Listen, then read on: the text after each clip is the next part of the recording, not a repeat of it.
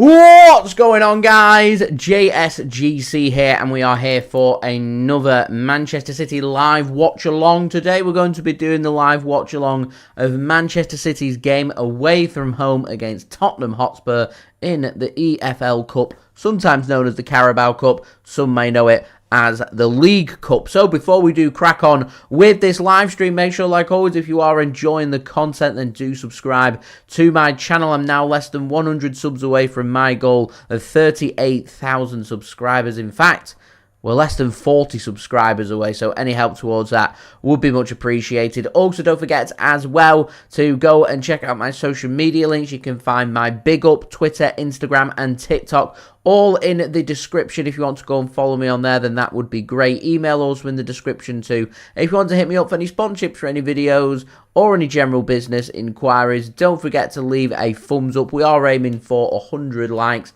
We are nearly on to 20 likes now, so we're 83 likes away from 100. So any help towards that would be much appreciated. And also don't forget as well to leave your thoughts in the live chat, including where you're tuning in from today and also your score prediction for this game. Big shout out to Geffin for tuning in. Reckoned early prediction in that this game could go to penalties. Remember, no extra time. If this is level after 90 minutes, it does go straight to the lottery of pens. So before I do crack on with speaking about the teams, and there's a fair bit of rotation in place from both sides and what I think may happen into the game and giving my prediction, I would say a big thank you to today's video sponsor, which is brought to you by SofaScore. You can find the link in the description, or you can find the link in the live chat. You can also use the QR code on screen, which will obviously download the free SofaScore app, and it does help to support the future content created here on my channel. It is a very highly rated app, and as I said,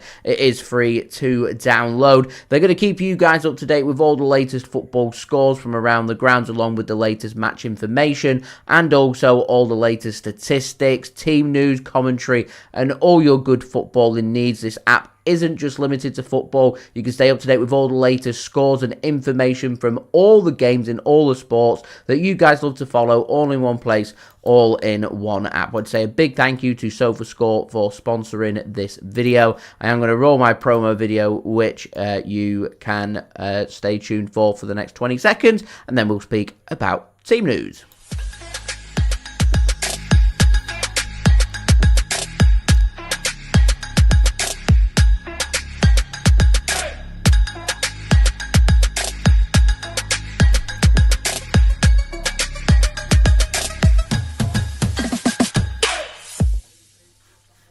And a big thank you to SofaScore for sponsoring this video. Kawami, thanks for tuning in. Reckons Phil Foden scoring today. Says all eyes on James McAtee and Manchester City to win this game as well. Love the optimism, and Kawami, thank you very much for tuning in. So we have got SofaScore locked and loaded here. We're going to go and have a look at, first off, giving my thoughts and predictions for this game.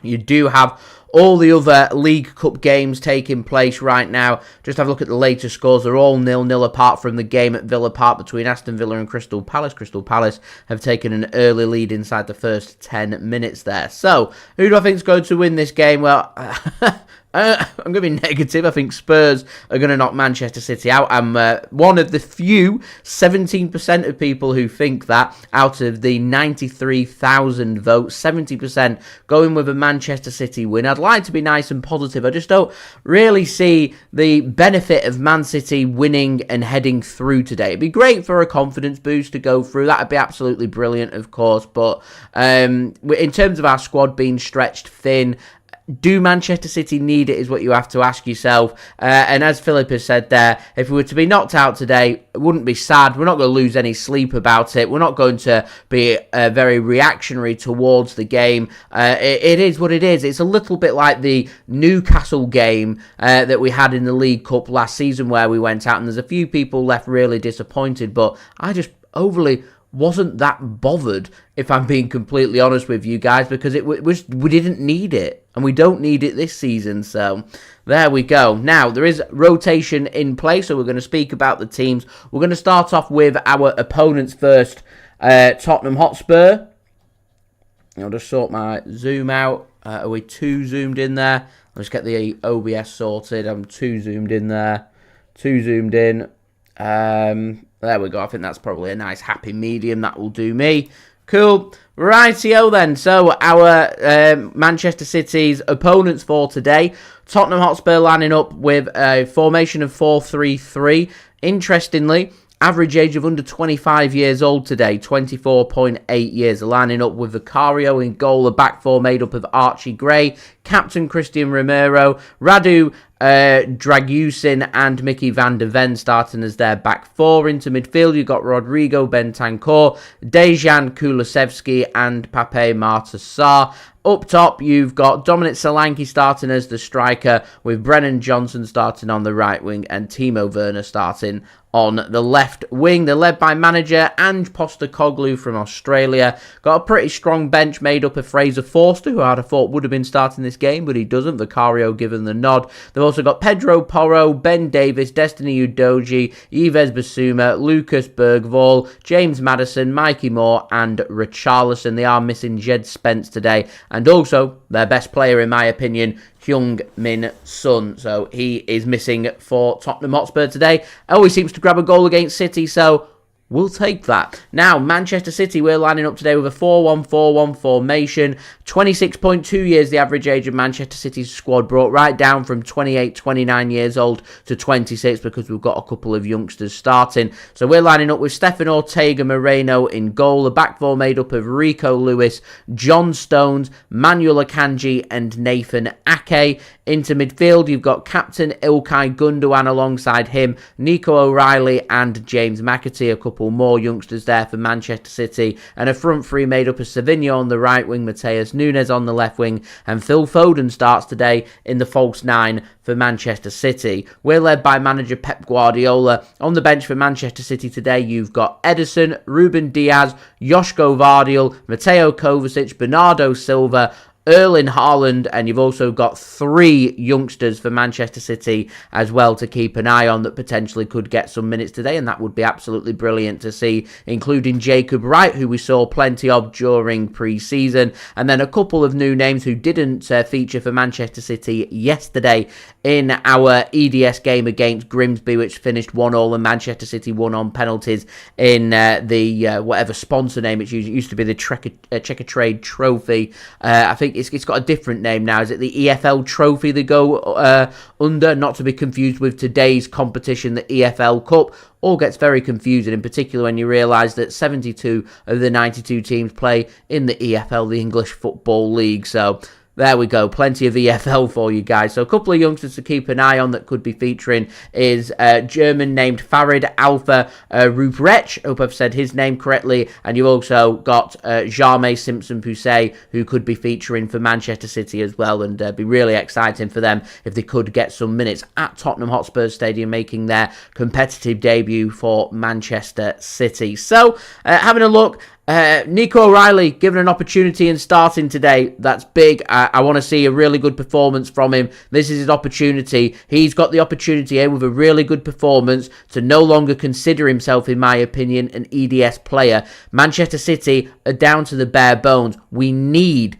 and I'm going to put a capital N on that need, we need squad depth. Nico O'Reilly has got a perfect opportunity here to become a squad player for Manchester City. He puts in a really good performance today. I think he'll stay around the City first team squad for the rest of the season, much like you're seeing from James McAtee also starting, and be interesting to see how he does today for Manchester City. Excited with that front three. Savinho, Matheus Nunes being in fine form, so no surprise that he's starting. And Phil Foden, I always feel like he needs more minutes. More importantly, Erling Haaland needed a rest, and we've got nobody to rotate him with because of the injury to Oscar Bob, and selling Julian Alvarez in the summer and not signing a backup striker means you've not got another striker to go at to try and alternate with Erling Haaland. So Phil Foden is that option today, and I'm excited to see what he can do, and I'm also hoping that Manchester City, more important than this game, is getting through this game injury-free, so we can start preparing ourselves for Saturday's big Premier League game against AFC Bournemouth. No rest for the wicked. Manchester City, they travel back to Manchester this evening after this game. They're going to spend tomorrow recovering and then Friday preparing and flying back down to AFC Bournemouth to prepare for that game on Saturday. So the turnover between games is relentless. By the time we're done with that game on Saturday and we get to Sunday, the team's recovering and preparing to travel to Portugal on Monday, ready for our game on Tuesday. They fly back, recovery day, and then a preparation day, and then they'll be flying next Friday down to Brighton for that away game. This game starting a series of 4 consecutive away games for Manchester City in all competitions. Manchester City really need to grit their teeth here and a bit of rotation in place. Some opportunities here for players who haven't had that many minutes, including the likes of James McAtee, Nico O'Reilly, and once more you're seeing more minutes for Matheus Nunes as well, which is really good to see. Captain Ilkay Gundogan, hopefully he can put in a really good performance, because I've been looking for a little bit more from Ilkay Gundogan since he signed for Manchester City. Some have suggested that it's a risk starting John Stones, but he didn't start in the last game. He's not going to start 3 consecutive games, so either the match at the weekend against Bournemouth or the Sporting game, John Stones will not be starting that game. And it's also great to see Nathan Ake once more back from injury, and he is going to get plenty of minutes here, and I'm excited to see what he can do, and once more seeing him alternate and rotate with Josko Gvardiol. So there we go. I think Spurs win this game. I don't think Man City are going to be overly that bothered. I think first goal in this game is the team that will go through. I think if Spurs do grab the goal, I can see it coming from, Dejan Kulusevski loves scoring against City, so I can see him being a good outlet for them. If not him, Brennan Johnson always impresses me. He's a good player. Dominic Solanke as well. Timo Werner's got plenty of pace, so they'll be looking to try and expose Manchester City's high line today. So City need to be prepared for that and hopefully put in a really good, solid defensive performance. No better preparation for Saturday's game, though, than winning this game. So if we can, then that'd be great. We go through to the quarter-final, and we know that we're one step closer to a match at Wembley at the end of February to try and win the first trophy, major trophy that is, on offer. So they're my thoughts. I think Spurs win this game. Now I'm going 2-0 Tottenham Hotspur. Is anyone bothered? I'd love to know your thoughts, guys. I really would. Really would. I'm with Philip. I'm not going to be sad. I'm not going to lose any sleep if Man City go out today, if I'm being completely honest. As Kawami says, we've got to prioritise the Premier League, really. Yeah. As Gavin says, does anyone care about the Carabao Cup? Well, I like the Carabao Cup. It's a great day out at Wembley at the end of February. It's a good trophy to win, but I'm just overly not that bothered. So there we go.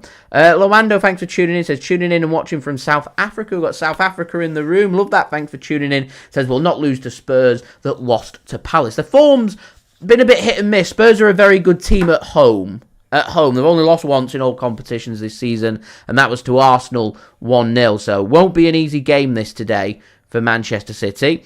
Big Morgan says, Nunes time. Love that. Hopefully, another good performance from Matheus Nunes would be great, really, for Manchester City.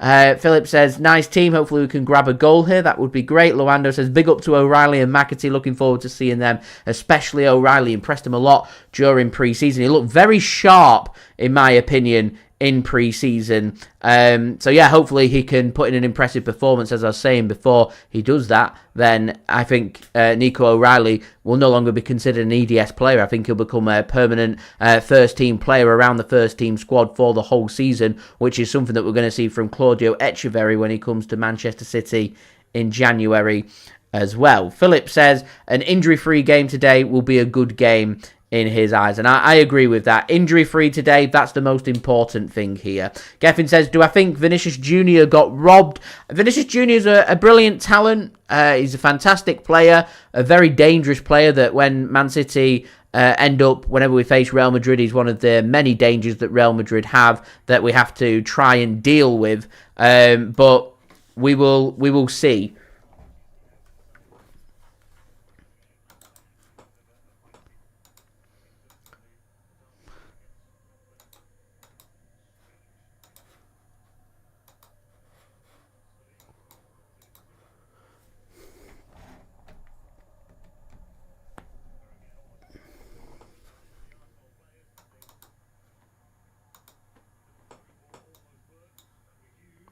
There we go. Should be back in business. We love being live. Thank you for letting me know, by the way. I was getting carried away. So, Stones, thank you very much for that. Much appreciated. Going back to what I was just saying there about Vinicius Jr., I don't think Vinicius Jr. has been robbed, in my opinion. He's an exceptional talent, a great player. When City play Real Madrid, he's one of the main players that we have to try and deal with. But Real Madrid have got loads of world-class players who, to me, all should have their names put out there for being potential Ballon d'Or winners. Players like Dani Carvajal's had a brilliant season, yet no one's really spoken about him winning the Ballon d'Or, even though he made the top four. Jude Bellingham, arguably Real Madrid's best player, most consistent player. How many late winners did he get for them last season? Helped to guide England to the final of the European Championships. I thought Jude Bellingham was a little bit off his best, in my opinion. So I don't think he's the world's best player right now. So I think it's the correct decision that Jude Bellingham didn't win the Ballon d'Or. Erling Haaland, I didn't think had his best season for Man City last season, so I don't think he'd be a player that would be up there for the Ballon d'Or. I mean, who else? Phil Foden was very consistent for City, but on the international stage, didn't really turn up for England, mainly because he was played out of position. So, really, you're just left with Vinicius Jr. that's had tremendous consistency. And then you've had, obviously, Rodri. And whilst Rodri's not a very flashy player, in terms of, he's not an attacker, he's not a striker, he's not a player that's going to start scoring and assisting loads of goals. He's not Cristiano Ronaldo. He's not Lionel Messi. He's a completely different kind of player in a completely different position. And there's no player out there who can do what Rodri can do in central defensive midfield. He's the best central defensive midfielder in the world. And if you're one of them players that's in the best... you're the best in the world in your position, then you deserve to have your name put forward for the Ballon d'Or. And I think the thing that gets me most with Vinicius Jr. is I don't think he's the best winger in the world. I feel like there's a big PR campaign to push the campaign forward for Vinicius Jr. Now, I don't sit here and watching Real Madrid week in, week out, but I see little clips, I see how he's performing, and I see some 9s and 10 out of 10 performances from him, but I also see some 6s and 7s, whereas with Rodri, it's always 8s, 9s, 10 out of 10 performances. It never dips below an 8, and that kind of consistency is what you're looking for from your central defensive midfielder. So he does everything that I would want from a central defensive midfielder. He's world class, and with what he's achieved on the pitch and what he offers to both Man City and to Spain makes him, in my opinion, the deserved winner of the Ballon d'Or. And he is, obviously, Manchester City's first Ballon d'Or winner that we've had that plays for Manchester City. Someone did correct me on my previous video when I spoke about the Ballon d'Or in saying that George Weah, even though he only played, 6-7 times for City, was a Ballon d'Or winner when he was playing for Manchester City, whereas Rodri is a current Manchester City player who's won the Ballon d'Or whilst playing for Manchester City, which is a first for Manchester City. So, huge congratulations to Rodri. I don't think Vinicius Jr. was robbed. I think Real Madrid very much just chucked their toys out of the pram, refusing to go to the Ballon d'Or award ceremony. I think it's very disrespectful to the award ceremony. I think it was disrespectful to Kylian Mbappe that won an award, to Carlo Ancelotti that won an award, to Jude Bellingham who finished in the top 3 of the Ballon d'Or. What a tremendous honour for him. To Vinicius Jr. finishing second. They very much just chucked their toys out of the pram, and you're seeing all these things coming out about the overreaction to it. It's absolutely ridiculous. Absolutely ridiculous, in my honest opinion. I expect better from Real Madrid, and I think if I was in charge of the Ballon d'Or award ceremony for next year, I would say to every current Real Madrid player that they are not welcome at the award ceremony for next season. So, there we go. Stones, thank you very much for letting me know my camera had frozen before. It is much appreciated. I do rely on you guys telling me things that are happening live when I get carried away with speaking about Manchester City, which does happen often. Stone says, Rodri sent the pathetic entitled Real Madrid into absolute meltdown. Never seen anything like it from the club. The entirety of Real Madrid and their fan base and their club. It was pathetic. It was, wasn't it? I mean, Rodri's not on social media, so after the weekend games have come and gone, and obviously with Rodri being out for the season, you're not really going to hear much about him being the Ballon d'Or winner, and I think that's a great shame. I think it deserves to be celebrated. He'd gone out for a meal and a few drinks after the awards ceremony. Some chants had got going. There was shushing to Vinicius Jr., maybe a couple of chants out there that had been put out. But Rodri deserves to bite back. You know, everyone's been calling him, saying he's not fit to be a Ballon d'Or winner. There's been loads of people on social media saying all kinds of things. The disrespect to Rodri is unbelievable. Only a fool, an idiot, a person who doesn't understand football properly would doubt the quality of Rodrigo for Manchester City. He is a high-quality player. There's nobody else out there like him. We will, at some point this season, feel the full impact of us not having Rodri available. I hope it doesn't mean that we're not going to have success on the pitch, because Man City are an outstanding team, but we are a better team with Rodri, because he is just that little bit better than everybody else in what he does. His reading of the game, his intelligence, his transitioning, it's world class. It's like nothing else that we've ever seen. I trust with what the professionals say about him, and I was just reading about some of the comments about Rodri that have been made. Paul Scholes was spot on. Now, I'm not Paul Scholes' biggest fan, obviously, with his Man United connections and having his daughter's toes in his mouth. It's weird. But he did make a great point about Rodri. So my respect level, it was down in the gutter. It's gone up a lot today, what he said. Only an intelligent person understands what Rodri brings, and you can tell a lot about somebody's intelligence by what they say about Rodri. And that sums it up to me. He's one of the best central midfielders the Premier League's ever seen. He's an exceptionally gifted and talented football player. I'm not going to sit here and be biased about Paul Scholes, but what he was saying made tremendous sense. So I trust in what the professionals say. If Pep Guardiola bigs up your praises and rates you, you know, and other professionals who have played in your position are also rating you, then you are a high-quality player. And to be honest, the only person's opinion that matters when it comes to Rodri is Pep Guardiola. He is his coach. And Pep Guardiola's job is to coach him to be even better. He's got a tremendous attitude. His speech that he gave at the Ballon d'Or was absolutely brilliant.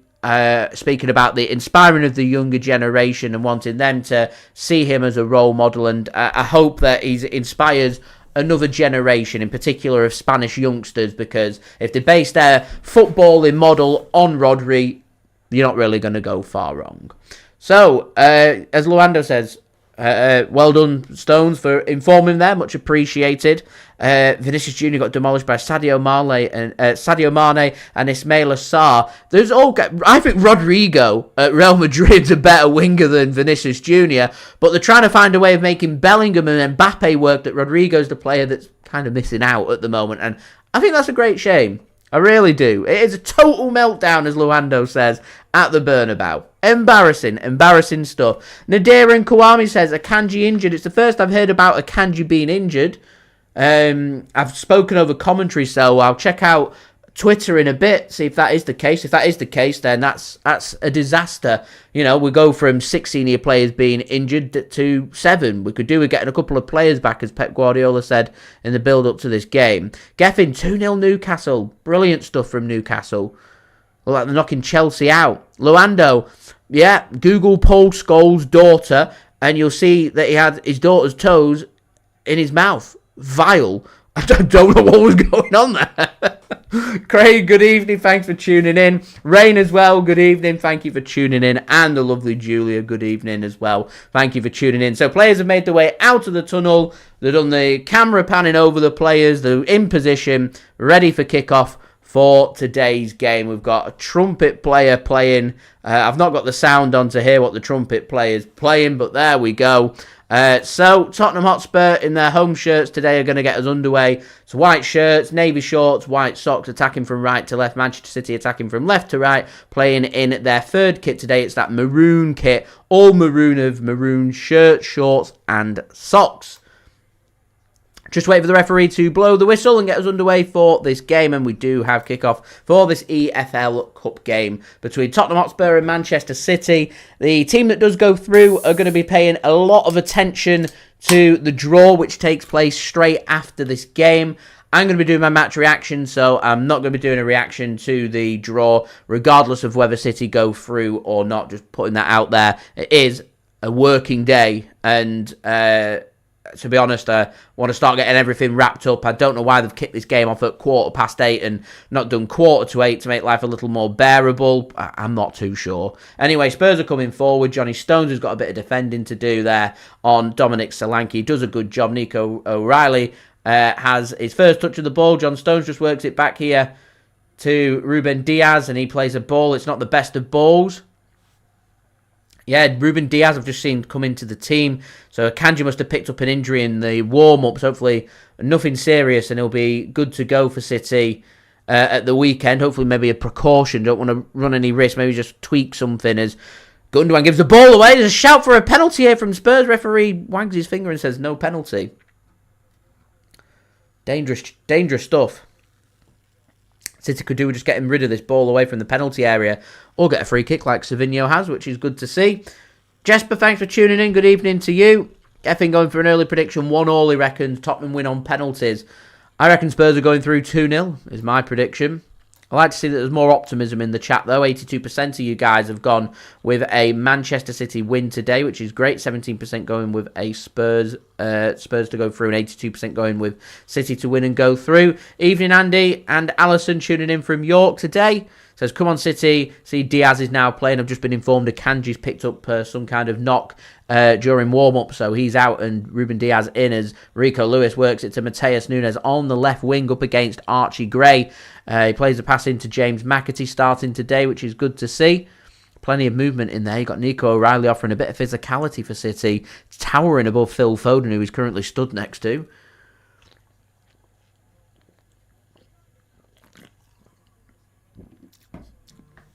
Rain says, Haaland don't play. He needs a rest, as does Bernardo Silva, so I won't even bring them on off the bench, even if we lose him.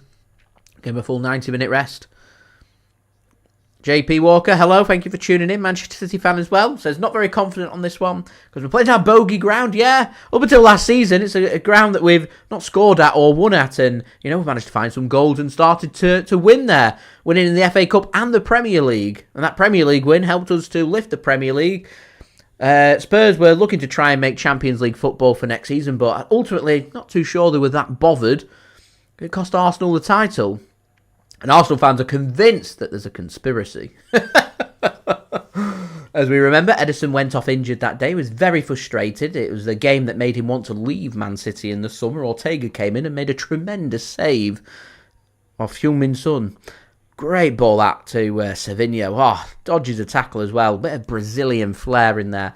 Lovely stuff from Manchester City signing in the summer. Savinho. Phil Foden works it to Nunes. Square this one across. He does! Oh, it evades everybody. Nico O'Reilly was right there. Savinho had dashed for the far post and it was just beyond him. JP Walker, I'm very good, my friend. How are you? And Rain, yeah, lots of injuries for Man City to deal with. Too many injuries. This is what happens when you have a small squad. I know Pep loves working with a small squad, but there's working with a small squad and then there's a ridiculously small squad where, you know, we've let players go and not replaced them. Julian Alvarez, not replaced him, picked up a couple of serious injuries in Oscar Bob and Rodri, Kevin De Bruyne being out, so automatically you're already 4 players down before we've even really got lift off. And Kevin De Bruyne apparently very serious, his injury. He's training, he's fine, he's moving, everything's completely fine. As Arsenal's just gone 2-0 up against Preston North End. Mixed won't be too happy about that. That'll be Arsenal going through. Tottenham just working the ball around.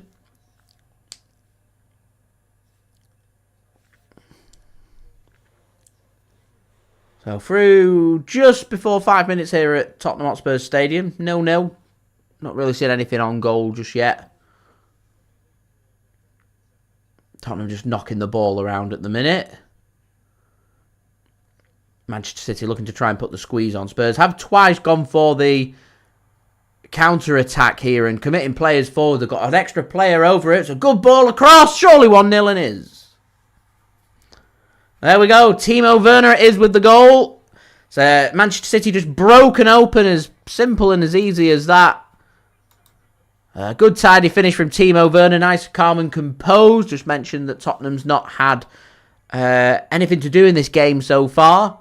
So to have good composure after just 5 minutes presented with your first opportunity against a team as good as City.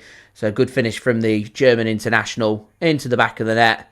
No mistakes there from Timo Werner, and Tottenham lead. Question is, guys, are we that bothered? I don't think I've ever been so unfazed by Man City going behind.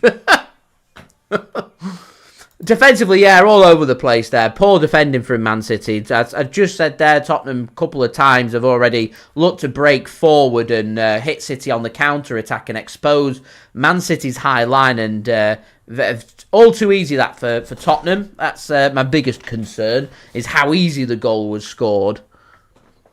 But I take nothing away from Timo Werner. He doesn't even take a touch. He just takes the shot first time. It's a calm, composed finish into the back of the net. And, yeah, we move from there. That's a high foot. That'll be a free kick for Manchester City.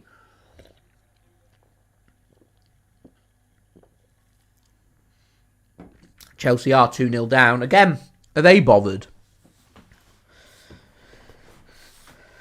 Just how bothered is everybody is the question. Yeah, Kevin De Bruyne sounds quite serious. He's running, he's moving, he's training. It's all good. Apparently, though, as soon as he plays a long ball forward or has a shot in training, he's feeling a lot of discomfort. And the more concerning part is the physios don't know what it is. So whilst that's the case, you know, I don't know when he's going to be back. Jack Grealish, not sure when he'll be back either. I think they said a week, didn't they? So if that's the case, could be back this weekend. We'll see if he makes the squad. He won't start. It'd be good if he does make the squad, but we'll see.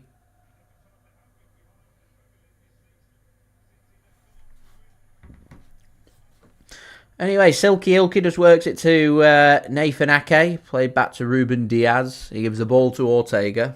I don't know. Maybe it's just because it's early in the game he's decided not to book him. It was a nasty challenge, to be honest. The high foot. I love that stat. Man City, when conceding first this season, done it 5 times we've conceded first. And we've gone on to win every single game when conceding first. Interesting stat. Here's Nico O'Reilly tries to play a pass into Phil Foden. Doesn't find Phil Foden. It's beyond him and straight to Vicario in goal. Oh, it's good. Good pressing from City. Here's McAtee then. Finds Savinho. Foden plays a pass to Matheus Nunes. Got a couple of options. It's a good bit of defending that from Spurs, just to narrow the angle on Matheus Nunes, and he's forced backwards here for City, 8.5 minutes in. So don't forget, guys, do leave a thumbs up. We're aiming for 100 likes, 65 likes away. Any help towards that would be great.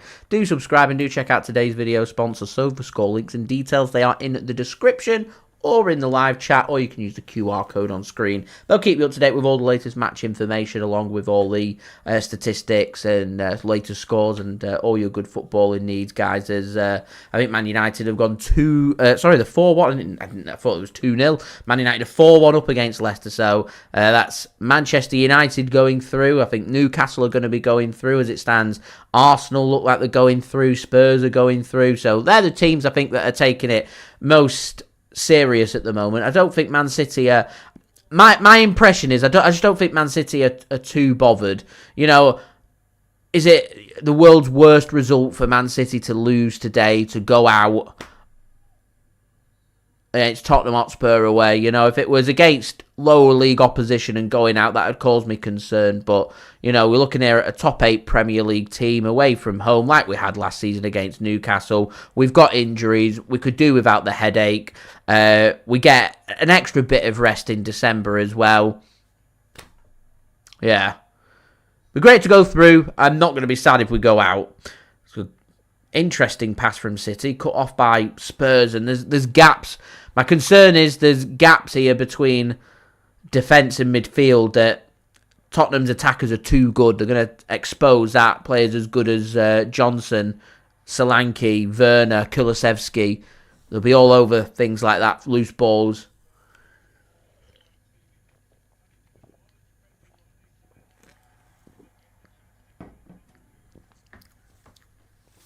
Leicester very poor, correct, Julia? Ederson's got a whopping 150 clean sheets. I feel like Ederson's a bit of a disrespected player at City. I was speaking about him in the summer and him leaving City, and I was saying to you guys that City, if he does leave, want to give Ortega a chance, so he'd become our new number one, so you'd sign a backup goalkeeper to replace Ederson, but you can't help but feel like Ederson-Ortega combination, two great goalkeepers, you're stacked with great options. One or the other leaves, and we look weaker in that position. Ederson's a great goalkeeper. As I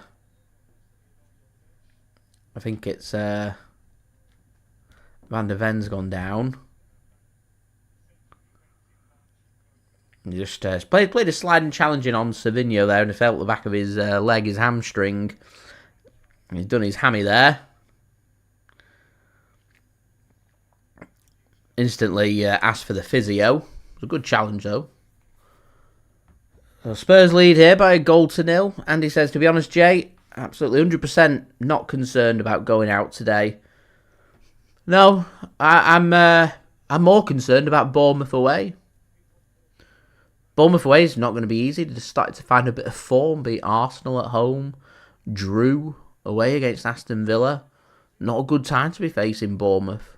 It's got to be a 10 out of 10 performance for City to win on Saturday. We could do with fresh legs. Could do without the distractions. I like Savinho. He's a great player. Could do with some goals and assists. He reminds me of Grealish. I like Grealish as well. I think he's a really good player.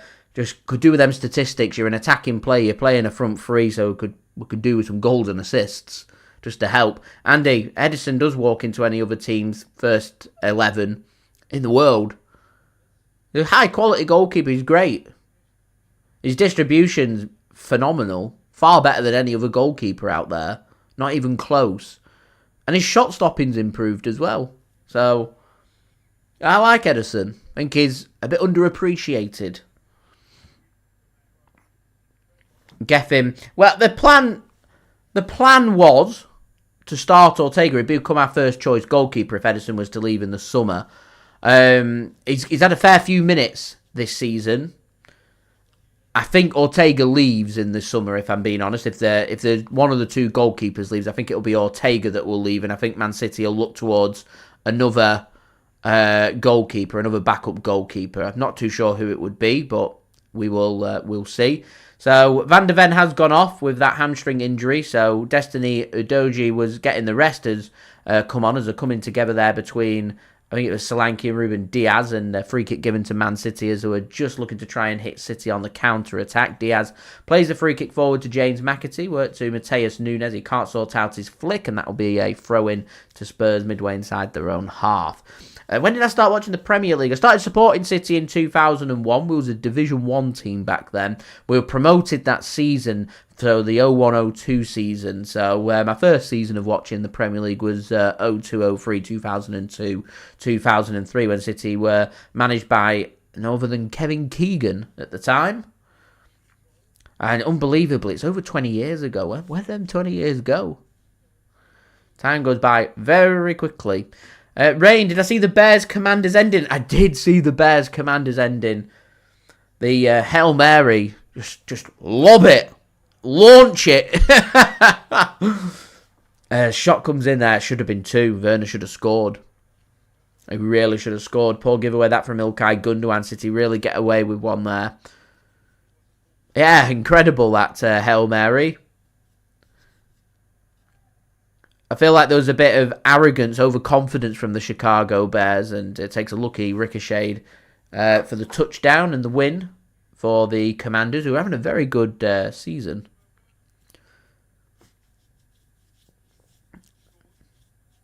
There's some good games, actually, in the NFL this weekend.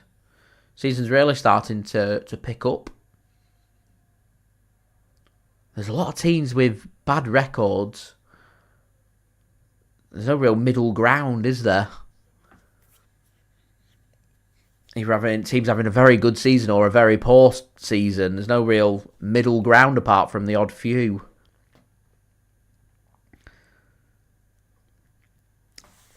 So at the moment, Villa 1-1 against Palace. Newcastle are 2-0 up.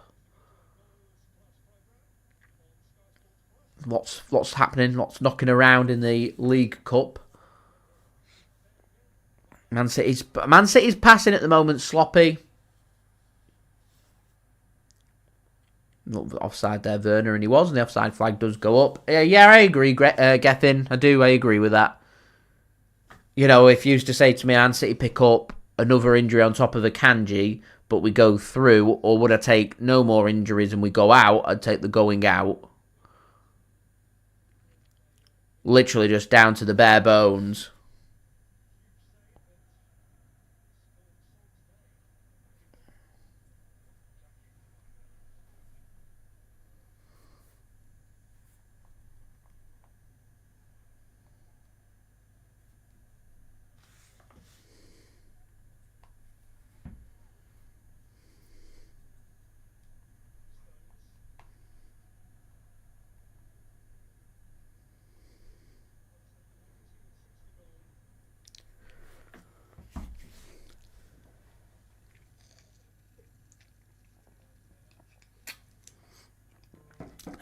Here's Rico Lewis. Plays a pass to Nathan Ake. Here's McAtee. Back to Nathan Ake. Just going to be worked back to Ortega. Here's Nathan Ake to James McAtee. City just building it up from the back. They've not really found any ways to get too many of our attackers involved. Savinho's got into some good positions, a couple of good step overs, looked lively and bright, but not really found any way of unlocking Spurs at the moment. And every time they're playing the through balls, they're just not linking up all that well. I feel like we could really do with Phil Foden just dropping a little deeper. He's very much occupied as Man City's striker, but I'd prefer for Foden just to sit in and just go with more of a midfield. And just see if you can get a bit of link-up play. See if we can get the likes of Savinho and Matheus Nunes a little more involved, because at the moment I feel like it's very comfortable for Spurs. 18 minutes in, City haven't done anything, and this was my fear with, I said the first goal is the team that's going to go through. Spurs have got that goal, and I feel like Man City don't really want this, and this is how the performance is coming across, that the competitive nature is not really there. Like a pre-season match.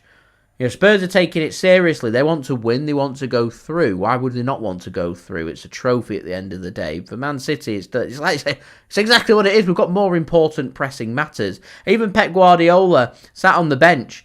Normally very serious, very straight-faced. He's just kind of a little bit of a grin on his face. That it's just, you know, they'll try, but they're not overly that bothered.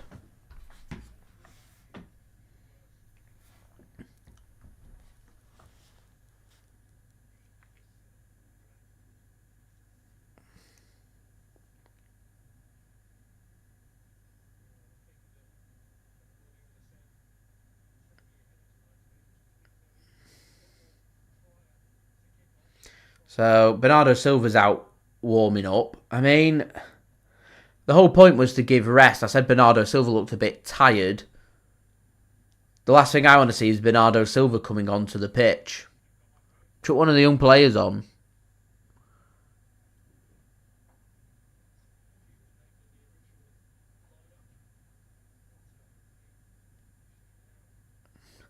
I wonder what's happened to Akanji then.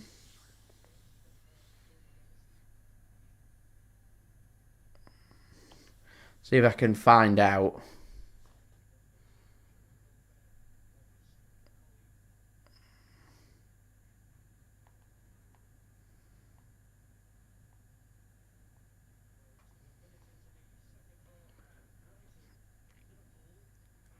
Oh, it's a cracking goal for Liverpool. They've just gone 1-0 up away at Brighton.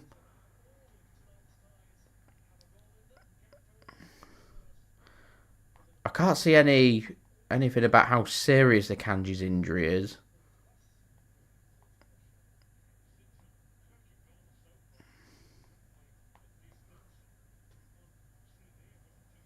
I'm not sure.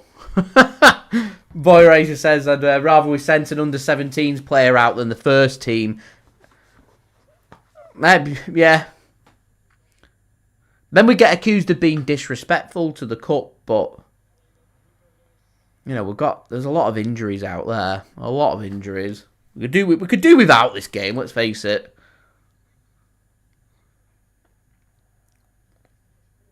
I just feel like the competitiveness has been taken away from the game. Anyway, we're 9 likes, guys, away from 50. Any help towards that would be great. Do subscribe and do check out today's video sponsor, SofaScore. Links and details there in the description. So, corner here for Spurs. They've chosen to pass it and they're working it. And do you know what? It nearly worked. Off balance in the end with a shot from Kulusevski. He's leaning back so it goes miles over the top of the crossbar, but nearly worked and caught City off guard there. Straight from the training ground, that one. Doesn't work. And Manchester City can look to build from the back once more. Here is Rico Lewis, sends a chipped ball forward. Phil Foden does very well. Ilkay Gundogan with a nice slick pass, and Nathan Ake can think about bringing City forward. Here is Matheus Nunes now, up against Moore. Good pass in towards Nathan Ake. He is a hit, and I think a goal kick's given. Nathan Ake now, next one to feel a bit of pain. Let's have a look. Looked like it was a goal kick. Correct decision made there. Spurs, one pass forward, dissects Man City's midfield. The midfield's too open for my liking. It's not narrow enough.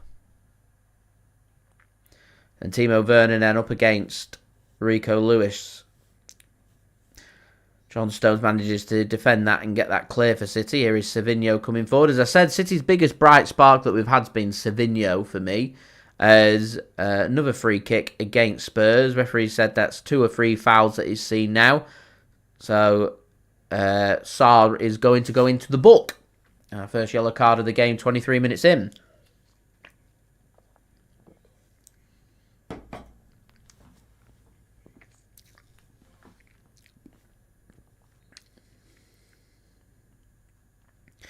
Rico Lewis then, with the free kick for City inside our own half, just plays it back to Ruben Dias. And once again, Spurs put in the squeeze onto City.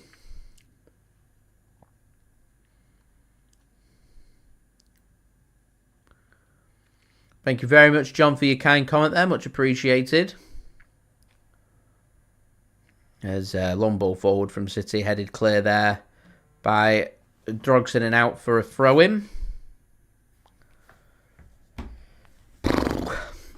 Geffin, because we've not got our attackers involved in the game.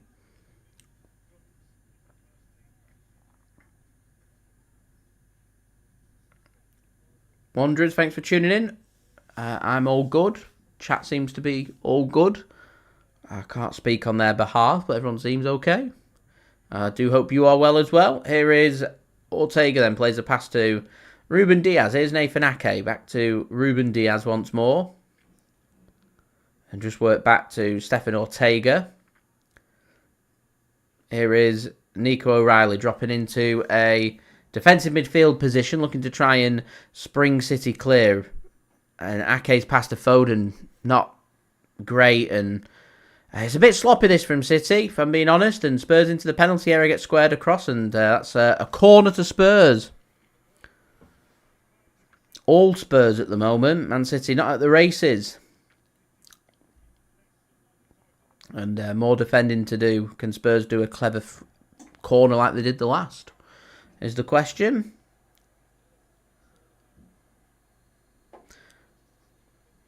Corner gets taken short. Kulusevski just works it to the edge. And the shot comes in and it's in. It's a cracking finish. 2-0 Spurs. To be honest, it's no more than Spurs deserve. They've dominated this first 25 minutes. They've been the better team. It's a good hit. I think Ortega's probably going to be disappointed with that, to be beaten at his near post from, 25 yards out. But Sarr's just gone into the book. Has grabbed the goal for Spurs. And I said, if they've got anything clever and smart to work from their set piece, tried it in the previous one, nearly caught City out. Kulusevski got underneath it this time. So, to be honest, I said their keeper will be disappointed. It's just a good finish. Maybe Ortega's a little slow, but maybe there's so many bodies in front of it, he doesn't see it till late. But this is what happens when you have shots, and shots on target, you score goals. And Manchester City 2-0 behind, all over the place here. At the moment, heading out of the Carabao Cup. Well, one thing Man City will not want to do here is end up losing the game by, 4 or 5, as Tottenham here have got the ball again, pick the pockets of City, and a shot comes in, and another shot comes in, and it's saved this time. It was Johnson with a shot straight at the keeper, as Julie says there. Don't want it to be an embarrassing result. You don't want to lose 4-5-0 here. Man City don't lose games 4-5-0. Man City losing by 4 or 5 here shows that we're far off the pace.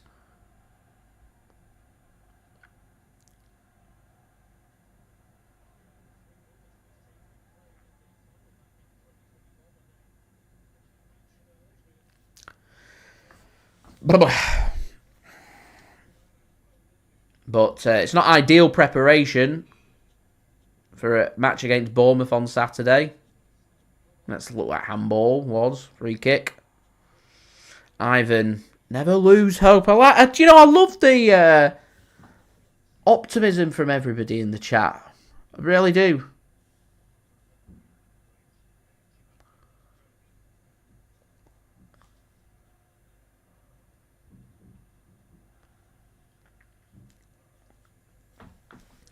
The only thing that's, Man City are more than capable of pulling this back, by the way. The only thing that stops me from thinking that they're not going to do that tonight is I just don't think Man City want it. They won't want it to be embarrassing, so they'll try. They'll see it as challenge accepted with 2-0 down. Let's see if we can find a goal and find something to happen, Got to be patient with 2-0 down. They've got to kill a second goal. You've got to look at the situation and deal with the situation and say, right, we can't afford to go 3-0 down because 3-0 down, we're going out, we're done. And end the stream at 3-0, we're done. The game's done. I may as well go to bed. I've got work tomorrow as well. As Rain, said it's you're a couple of hours ahead of us. Currently 11:15. He's got work tomorrow to think about. To be honest, Rain, if I were you, I'd go to bed. Get yourself well rested and prepare for tomorrow. Gundogan, he's just continuing not to impress, isn't he? He just looks far off the pace, and City have got him on a 12-month deal, and I feel like if it continues like this for this season for Ilkay Gundogan, I can't see Man City triggering that extension and keeping him for an additional 12 months. He looks far off the pace is my concern for Gundogan. I'm just hoping at some point he's going to come good. We know he's quality. What's Gundo to score? Let's have a look. What are the odds Gundo to score? Let's have a quick nosy at that. Everyone's criticising Ilkay Gundogan. So Ilkay Gundogan to score. Let's have a look.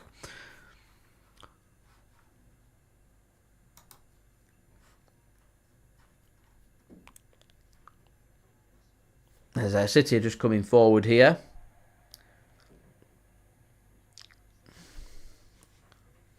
So to score in 90 minutes, if we want Ilkay Gundogan to score, he is... There we go, just under 5-1. So you put a tenner on that and he does score, you win 50 quid.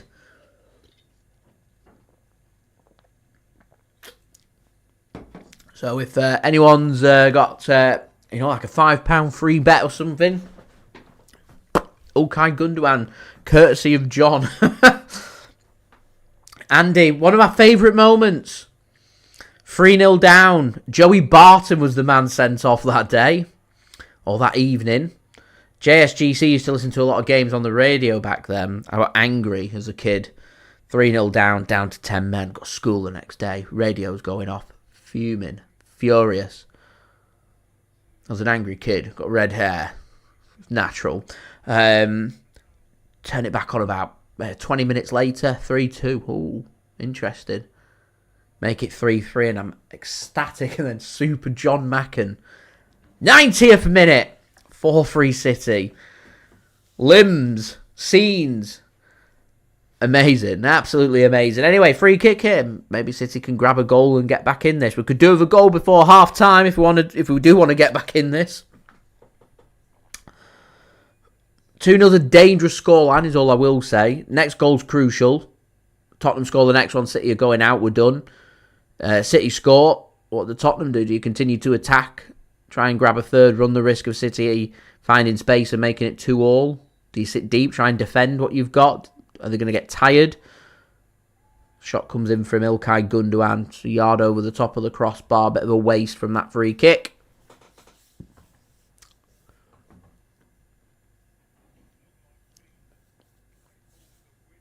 JP says opinion on Alpha. Ruprecht. I've never seen him play, so I can't give an opinion. We might get some minutes here today. I might be able to give a better opinion as Gundogan comes in, makes a good interception. Johnny Stone's going to play City forward here. Gives the ball to Nathan Ake.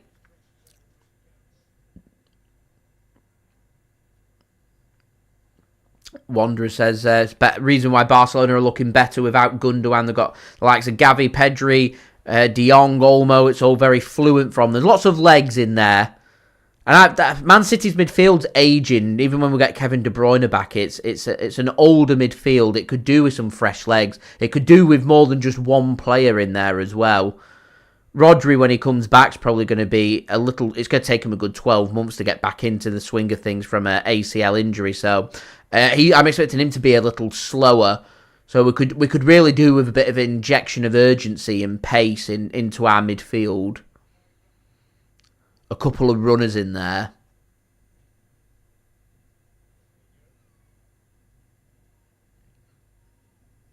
Obviously, you've got the creative quality with the likes of Bernardo Silva, who will run around like a headless chicken, and Phil Foden. You're kind of covered with that, but just feel like you need some more options, in particular defensive midfield, some more fresh legs in there. I don't even know who you'd go about bringing in. Certainly someone like Florian Wirtz would be a brilliant option as a long-term KDB replacement. And right now as we speak, day before Halloween 2024, I don't think Kevin De Bruyne will be a Man City player next season. I think his contract's up. I don't think City will offer him a new contract. And he'll walk away with his injury record that he's got with City over the last 12 months or so. I think City will cash them chips in. I think City will use that wage that they save on De Bruyne to put Rodri onto a new deal, to put Erling Haaland onto a new deal, and they'll go out and look to try and bring in smaller names. Obviously, Florian Wirtz isn't a small name. He's one of the best midfielders in the world right now. Be a great replacement for Kevin De Bruyne, but when it comes to a defensive midfielder potentially being signed in January, I don't think it's going to be a big name. I also think we need a backup striker, a really good clinical striker that if we've not got Haaland as an option, you've got a really good striker who can sit at the top end for Man City and score goals if there isn't the option of Erling Haaland. Or if Man City need a goal, you've got somebody who can come in and score goals. Ivan Toney went to Saudi Arabia in the summer. What was it, like 30, 40 million pound? City should have been all over that for me. Premier League proven physical striker, homegrown, knows where the back of the net is. You know, scores very important goals, got a brilliant penalty taking ability. We lacked good penalty takers in that match against Real Madrid last year. Worth the weight in gold. Ivan Toney showed that during the European Championships with England, and I just feel like that would have been a good option. My fear is, and it definitely needs addressing in January for me, is we get a Haaland injury at some point through November or December, and we will drop points.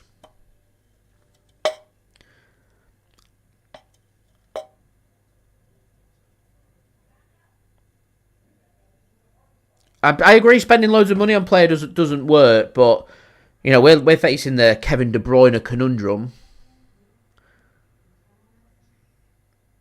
So somebody of high quality's got to be brought in to replace Kevin De Bruyne. It's got to happen. Elsewhere in the squad, I just wouldn't be investing hundreds of millions of pounds into players. Got to be shrewd. You know, for a 100 million Jack Grealish, there's a 30 million pound Savinho. There's James McAtee from your academy. There's Phil Foden's and Rico Lewis's from your academies. Rare. I don't want to keep coming back to Cole Palmer because he's done at Man City now. Unfortunately, shouldn't have been sold. I said it at the time. I said we'd regret doing that. Not putting a buyback in there was foolish. The buyback should have been put in there from Man City, even if it was a high buyback. You know, we sold him for 40 million. Even if it's set at like 70 or 80 million pound, you put the buyback in.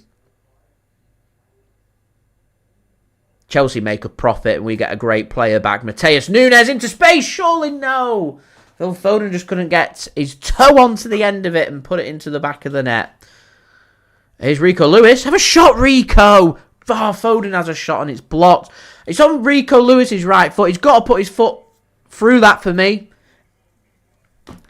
Wasted opportunity. Bruno G's a good option. It'd be more of a summer than in the January-winter window, though.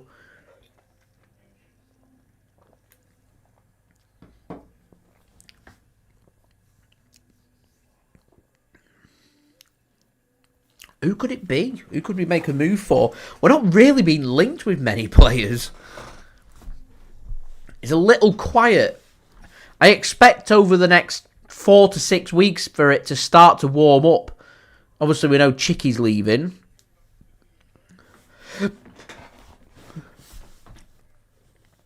One last dance from Chicky. Couple more signings in January. I'd be very happy if in January we go out and we spend some money, because we don't normally do it in the winter window, and bring in a couple of players, a backup striker and a defensive midfielder. I'll be very happy with that, and I'd say our squad looks more complete. And we've got Claudio Echeverri coming in January as well to provide competitive competition. So there are options there. It's just the Rodri absence we're missing. So I'd be bringing a good defensive midfielder in. And I don't mean Calvin Phillips being recalled from his loan because Ipswich want to send him back to Man City as an option. If you're not good enough for Ipswich Town, you are definitely not good enough for Manchester City. Yeah, Richie from Torino could be a good option. An affordable option too.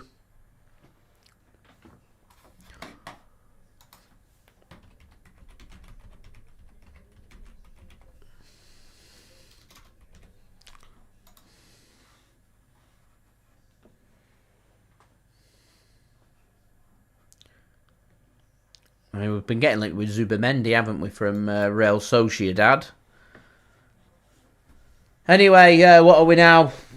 6 minutes plus whatever's to be added on until half time. So don't forget, leave a thumbs up. We're now just 1 like away from 50. So any help towards that would be great. Do subscribe and do check out today's video sponsor, SofaScore. Links and details there in the description. As City do have a shot through Savinho. Drags it and wide.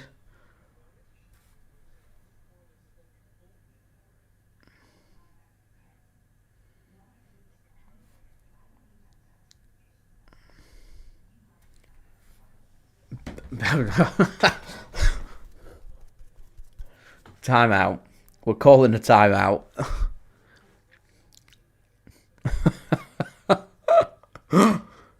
Bring back. No. I mean, he's had Man City in a work tribunal. I don't know what the outcome of that's been. I don't think it's been announced yet. He's trying to get money off Man City, saying for loss of earnings. Which is, you know, it's a conversation that people haven't really spoken about.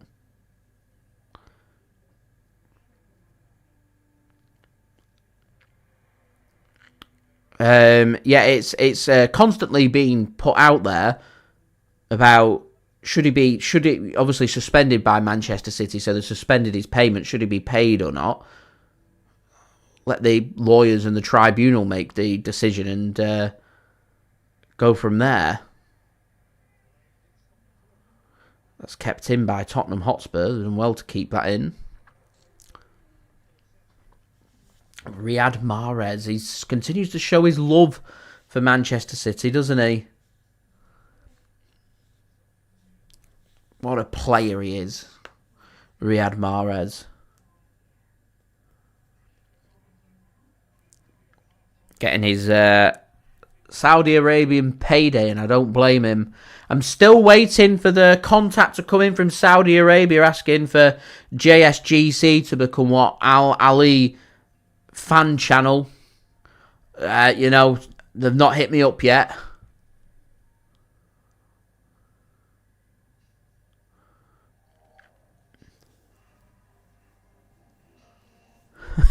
That'd be entertaining.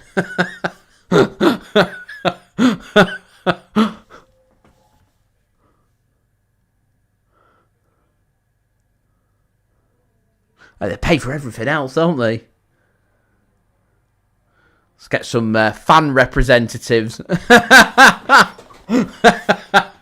Spread the word. Build the profile. Match vlog coming soon. JSGC to Al Ali. Here we go. 3-year deal. How much is it worth? 200k a year. Will be there. Evan Ferguson as a backup striker. I've heard worse shouts. Thank you for tuning in, Seamus. Rare says, that's a good question. Do we need to refresh our defence? I mean, it's getting to a point like our midfield that, you know, you got players that are aging, that are getting older. There's a good opportunity that for Phil Foden on the volley. Difficult opportunity, but a good opportunity. If we could just get a goal before half-time, we're right back in this game. Tottenham are just starting to tire a little bit. I think half-time's coming at a good time. They've got to try and keep this to 0. Ivan, thanks for tuning in. Tuning in from Uganda. Got a lot of love in Africa today. I love that. JSGC's off to Africa in less than a month's time for the first time. Not been to Africa on the continent before. Looking forward to that after a trip to North Africa to Egypt. So looking forward to that. Should be a nice relaxing break. Bit of winter sunshine. Change of scenery. Recharge the batteries.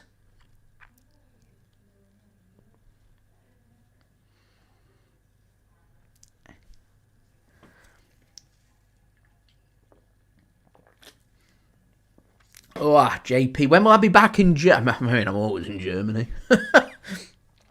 I've got no trips planned to Germany. But I never begrudge a trip to Germany because it's a brilliant place to visit, particularly if you want to have a drink or two. Charge a good price for good quality. Andy, love that. Lived in Africa for 2.5. Whereabouts in Africa did you live?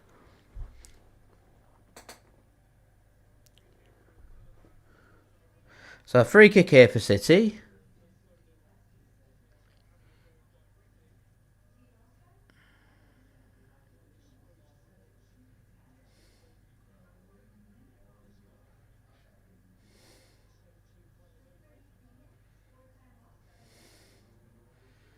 Can we just sneak an undeserved goal before half-time?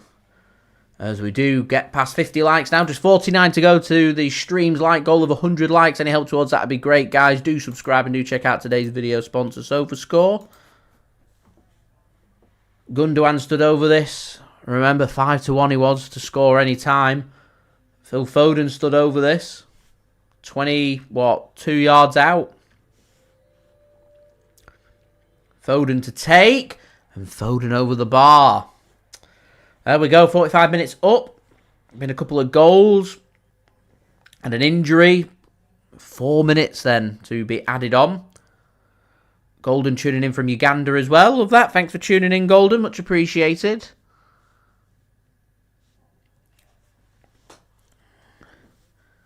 Spurs now just trying to time waste.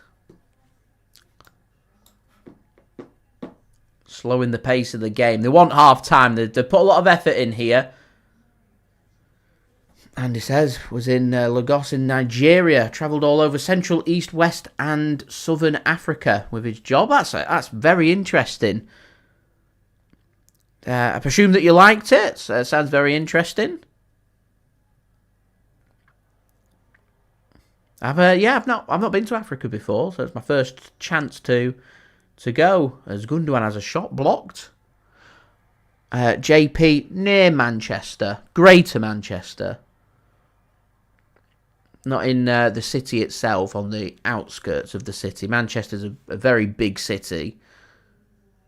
Has a lot of areas in the suburbs classed as Greater Manchester. It's done for voting purposes, but they've got like lots of little towns and stuff built around Manchester, which makes Manchester a very large place. And he didn't like Nigeria. I'm going to ask the question as to why did you not like Nigeria, but did like Africa? I've not been to Nigeria before, so I couldn't comment on what it's like, how hospitable it is, how inviting people are, and how friendly people are. I can't comment. I've not been. To be fair, most people I've spoken to from Nigeria has been pretty spot on, pretty sound. Jamie, thanks for tuning in. Says it's bad on Pep's record. He wants to win the 4 trophies. I think you've got to measure up the situation. You know, Akanji's picked up an injury in the build up to this game during the warm up, so we're down to the bare bones. We could do without the extra game. In an ideal world, we should have just gone with an under-17 side in the third round against Watford and packed it in. I'm going to put out an equally controversial statement here and say teams should be given the opportunity as to whether they want to chuck the comp. Anyway, good flick through. Should be dealt with by Spurs. McAtee putting the squeeze on. Into the final minute then. Cleared by Spurs, out for a throw-in. Can City do anything in the final minute is the question. Spurs' job's just get to half-time, isn't it? The pressing still, to give them credit, the pressing. Here's a bit of space for Nico O'Reilly then. Savinho, last chance of the half. Can we do something? Savinho, get a ball across. He does. Oh! Matheus Nunes! Perfect timing for a goal for Manchester City. And 2-1. Sounds much different to 2-0. And that just changes the team talk for Tottenham Hotspur. Ange Postecoglu's face there sums it up very nicely. Shaking his head. He cannot believe it. They've switched off here, Spurs, right in the last second of the half. It's been a brilliant half of football from Spurs. They've been the better team. And I said the third goal coming in the game so crucial. It goes to Spurs. The game's done. The tie's done. Man City go out. Spurs go through. If we could just get a goal back before half time, and we have, City right back in this. And Matheus Nunes in form. Good stuff. Golden, thanks for tuning in. Hello. Do hope you're well. Yoni, thanks for tuning in. There we go. Half-time whistle. Interesting, very interesting.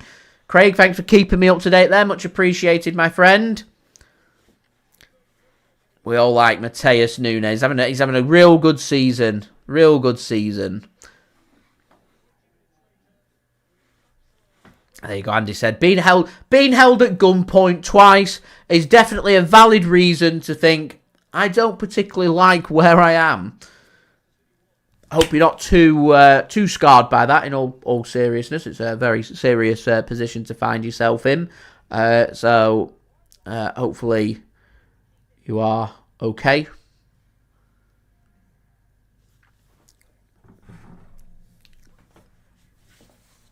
Rightio then, half time. We will firstly give a shout out to today's video sponsor, SofaScore. Links and details, they are in the description. Just going to roll my promo video now, and then we will go through the half-time scores along with the latest analysis and statistics. And we do have some half-time entertainment as well.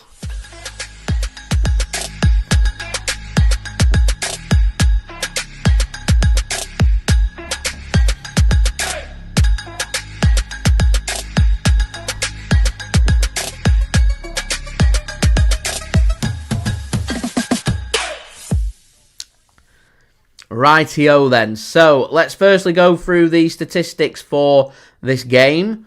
Manchester City dominating the possession, 70% possession for Manchester City. Just 30% for Tottenham Hotspur. Both sides had nearly the same amount of shots. 6 shots for Tottenham Hotspur, with 4 on target, 2 saves for Stefan Ortega to make. Manchester City with 7 shots, just 1 on target, that goal. No saves for goalkeeper Vicario to make. So Man City haven't been very clinical when they have been on the football. City have had more passes, 340 passes compared with 146 passes for Tottenham Hotspur. Spurs have made more tackles than City, 11 compared with the 6. Tottenham do have that 1 yellow card for goal scorer of their second goal, Pape Sarr. Manchester City have had 4 shots off target, couple of blocked shots. Yeah, not been Manchester City's most scintillating of performances, shall we say. I said it was important that City don't want this to be embarrassing, so if we can continue to push, give Spurs a game into the second half, then I'm happy to take that. If it means we go out, we go out. I'm not going to lose any sleep over it. It's a League Cup game. To me, the game on Saturday in the Premier League is far more important than this game. We don't want any injuries for the remainder of this game. We've already had a knock to Akanji in the warm-ups. We don't need any more, and we can just really move on from there. If we can grab an equaliser, send this to penalties, then it's lottery. We'll see if we go through. If we do go through, it'll be a sensational comeback, and won't be the first time that Man City have done sensational comebacks away from home against Tottenham Hotspur in a domestic cup. So, going round the grounds for the EFL Cup.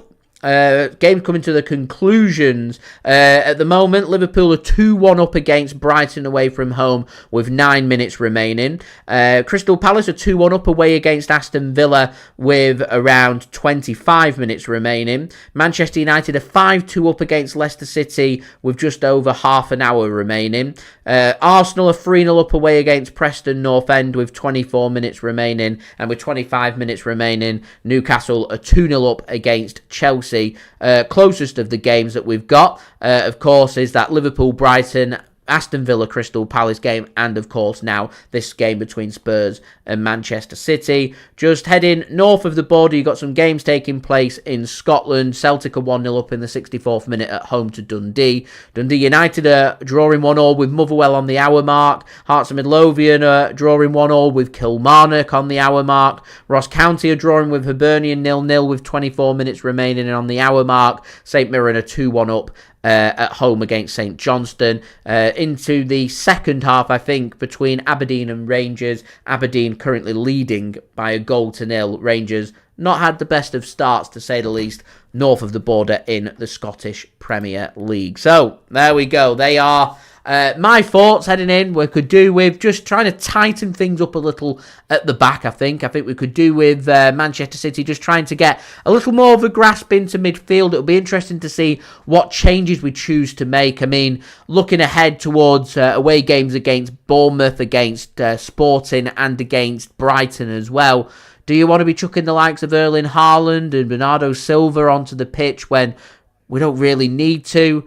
Yeah, we will see. We will see. There we go. Andy says, yeah, it was seen as the norm. Wouldn't go to the southern town of Port Harcourt as Western oil workers were being kidnapped for ransom. So Ghana, Kenya, Uganda, Tanzania, so many other countries though were awesome. I know someone that's been to Tanzania, they loved it, said it was really nice. I've seen a couple of people as well that I know that have headed out to Kenya. That looks unreal as well. And I've been recommended South Africa as a really nice country to go and visit as well. So, yeah, there we go. Miles, thanks for tuning in. Says, sorry, but McAtee not on the City level. Not one time have I seen him play where he's taken control and not been a passenger. One thing Manchester City don't have are players who hide from the ball. Needs replacing. That's ruthless from there. He says, a midfield made up of O'Reilly, Gundogan and McAtee is shocking. Gundogan looks like he's lost 30 pace on FIFA and gets ran through now every game. Manchester City in defensive transitions can be got at by anybody. Lovely bit of analysis there. Very interesting. To be fair to McAtee and to O'Reilly, they've not got the experience. Maybe you're right that, loaning them or selling them on and putting good buyback clauses on would aid their progress a little better and give them more experience. It's difficult for players like O'Reilly and McAtee because they're not given that many opportunities to try and develop. And I always feel like the best way of developing high-quality young players is to give them regular minutes on a regular basis. And we're back to that age-old question, are you going to be giving them opportunities? And if you are, how patient are you prepared to be? At the moment, Phil Foden was patient, it's paid dividends.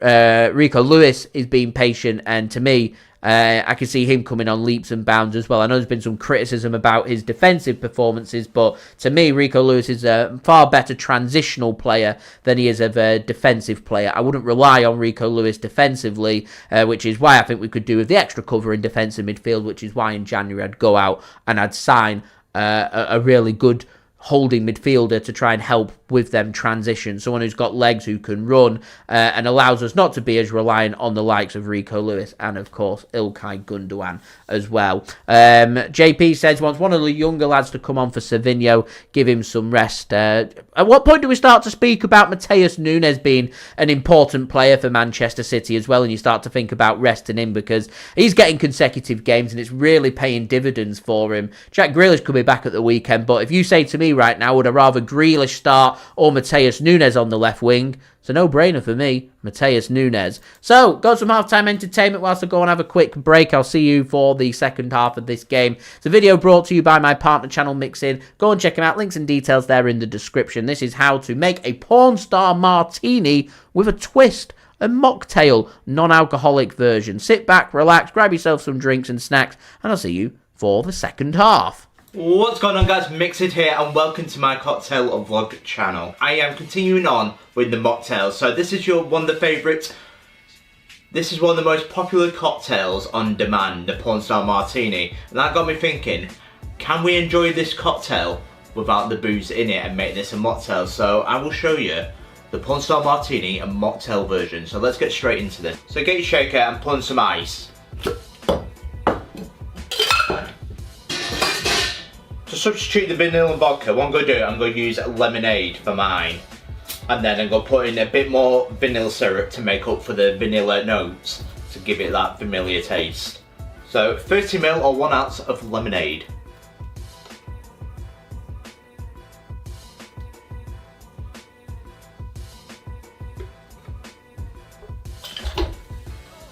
So to make up for the Passoa, I'm using Rubicon, which is a passion fruit soft drink. So 20ml, just under 3/4 of an ounce. Next, a familiar ingredient this time, 20ml, just under 3/4 of an ounce of passion fruit puree or passion fruit syrup.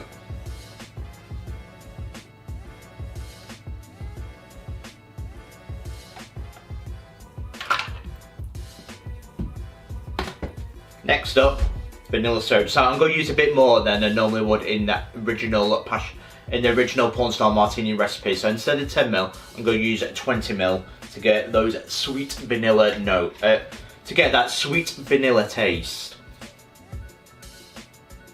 So 20ml, just under 3/4 of an ounce.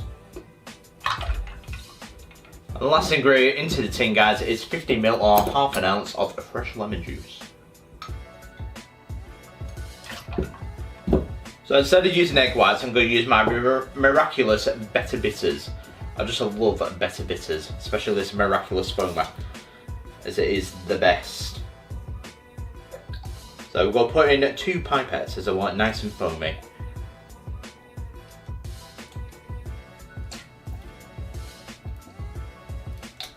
So put your lid on now, give it a good shake, 8 to 10 seconds to get nice and chilled, and then we might do the dry shake afterwards, the reverse dry shake.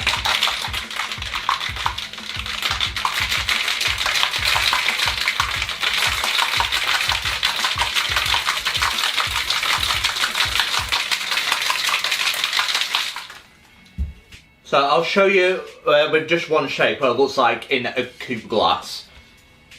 So get your coupe glass and strain into it. So get your coupe glass and strain.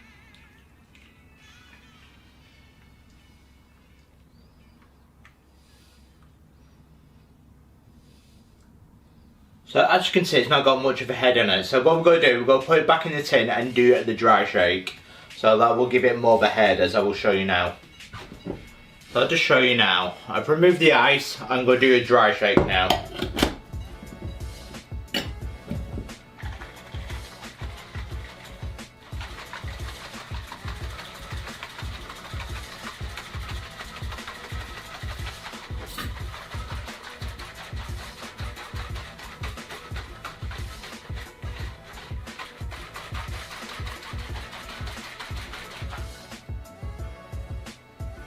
So get your coupe glass and strain into it. There we go.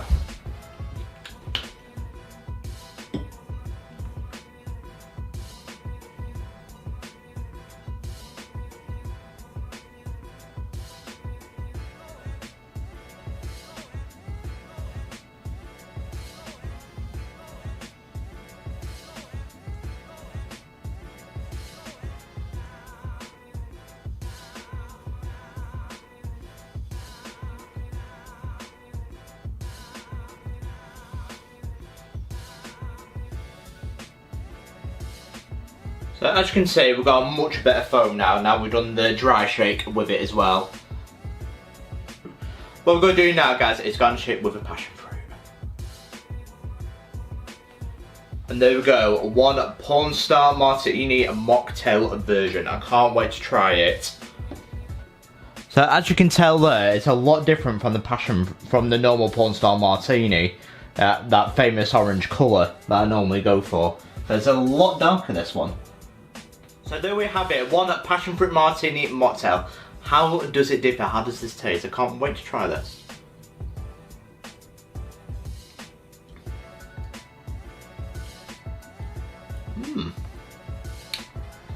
It's still very sweet, that.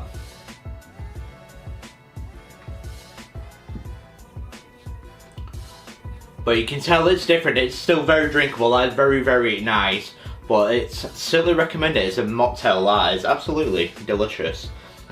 Give that a solid rating, 9 out of 10. But just lacks that something different from the alcoholic version of it, that vanilla vodka. But still very sweet, and if you've got a sweet tooth, you'll love this mocktail version without that alcohol. So if you're doing dry January, try my recipe, see what you think. Absolutely delicious, that. But that, guys, is my Porn Star Martini mocktail version. Do let me know in the comments below if you want to try this recipe, what you think of it, or any recommendations to the recipe. Is there anything I should alter, or if you've got any better alternatives, no ingredients, then make this taste 10 out of 10. But I certainly rate this very high. But I've been Mixed. This has been the Porn Star Martini mocktail. Don't forget to like and subscribe to Mixed for more mocktails like this, as it really does help the channel to grow. So I do appreciate it. As I will see you guys for my next mocktail, which will be Roy Rogers. Doesn't everyone? It's to January. Cheers.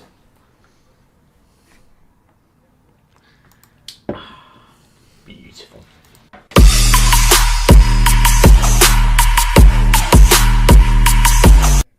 Thank you very much there to Mixid for providing today's halftime entertainment. Do go and check him out. Links and details, they are in the description. So, Basuma's just come on for Sarr, made a change. Man City are making 2 changes, Croatian changes. It's going to be both Kovacic and Josko Gvardiol coming on for Manchester City. Man City clearly looking for a bit more control in their team. A bit more of a first-team feel about City now with Ruben Dias coming off for Josko Gvardiol. So that will be Nathan Ake going into midfield. And Ilkay Gundogan comes off, so it won't be him scoring next. He comes off and Kovacic comes on. Brian says we need a striker from the academy to try and play a backup to Erling Haaland. We had one in Liam Delap and we let him go. And he's having a good season for Ipswich now. Would have been a good option, I think, for Manchester City. Anyway, we do have a kick-off here for the second half. I'm lacking and slacking behind here. Sorry, guys. I'll let the clock on and I'll get that set to... what time are we on? We're on 29 now. There we go. And we're up to date. Here's Man City then coming forward. Here's Matheus Nunes.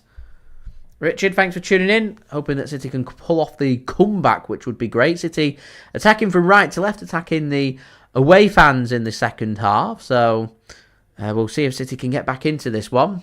Managed to half the deficit. Can we get on to level terms for Spurs? It's going to be a case of perseverance, see if they can grab a third goal and get back into their 2-goal cushion and work from there. Remember, I said 2-0's 2-0's such a dangerous scoreline. It's a weird scoreline. Spurs are going to feel inclined like a win against Man City is an incredible result. It's a great result for them. And they're in cruise control and now they're just 1 goal ahead. They're going to be thinking to themselves, right, well, we're best tighten up a little bit here. And it just invites so much pressure onto themselves as Kovacic burst forward here for City. Finds Savinho, right wing. Puts the ball across, headed only as far as the informed Matheus Nunes. More just putting him under pressure there, Matheus Nunes. He falls over. Falls over. He's got a smile on his face. He knows it's funny.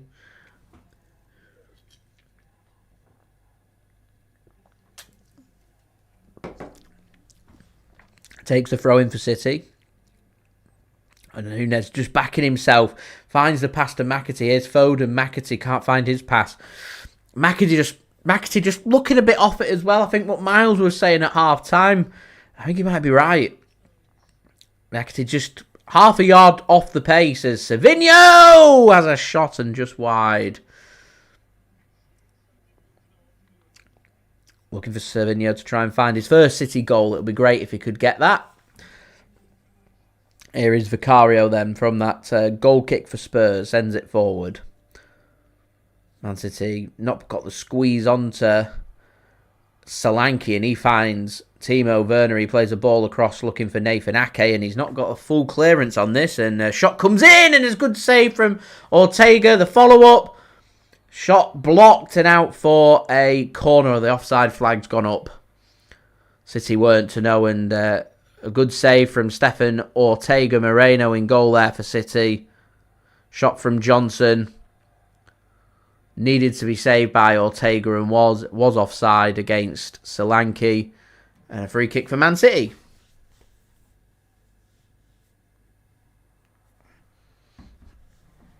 Kovacic goes down. Referee says he's got the ball.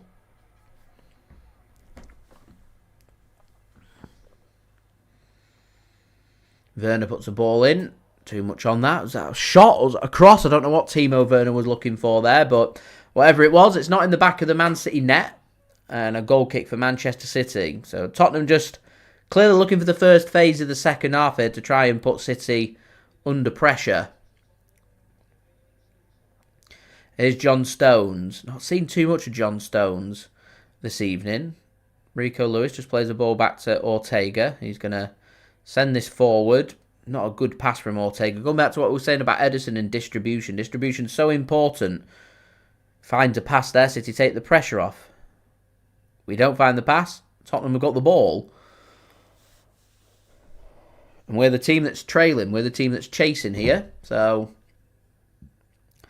Need to do better. Here's Kulusevski. And Tottenham just starting to see more of their attackers for the first time, probably since 25 minutes into the game.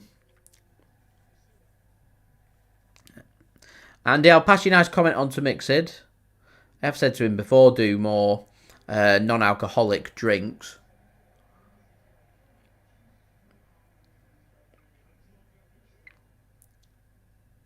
So I'll pass the message on. It's nice to see. There's Andy and Allison and many others don't drink alcohol. There's some really good non-alcoholic drinks out there, actually.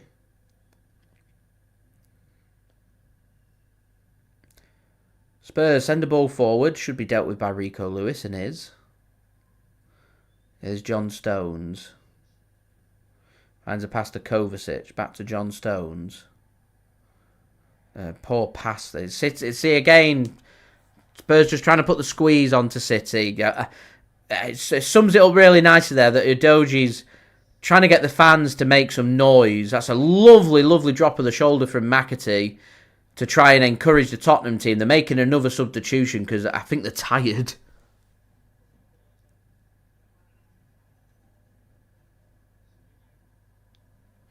So they're just pumping everything in. So for City, I think for City, it's just about staying in the game. Ball gets sent forward, looking for Foden. Spurs deal with that pretty easily. And they've got a counter-attack here. Timo Werner's in. Timo Werner is in. He's one-on-one with the keeper. Werner! Oh, he's missed! How has he missed? Once again, Man City's arch nemesis, the counter-attacks, the high lines, the not having anyone back. If you're a quick player, you're just going to be running rings around Man City's defence. It's embarrassing how slow the defence is. Facing another problem about Kyle Walker. I think he's lost half a yard of pace.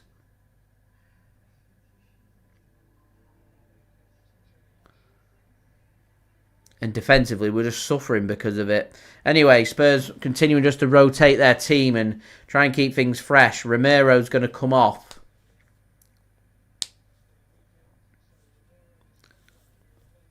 And Ben Davies is going to come on.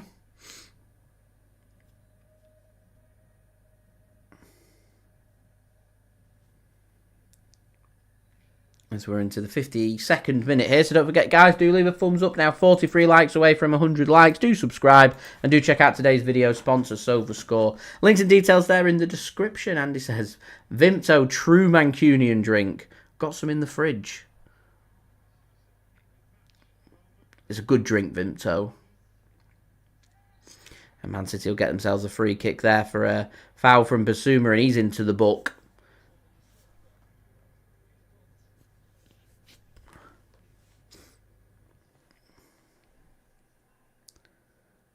Good work that from Nico O'Reilly. Just gets pushed in the back. It is a free kick. I don't know if Basuma's booked for his reaction or whether it's for the foul or maybe a combination of both. I just noticed on the back of Basuma's shirt, now I need to look at the other Spurs players, it's not in block capitals. Even the start of his name's in a lowercase. It's a name, it should be in block capitals. That's doing my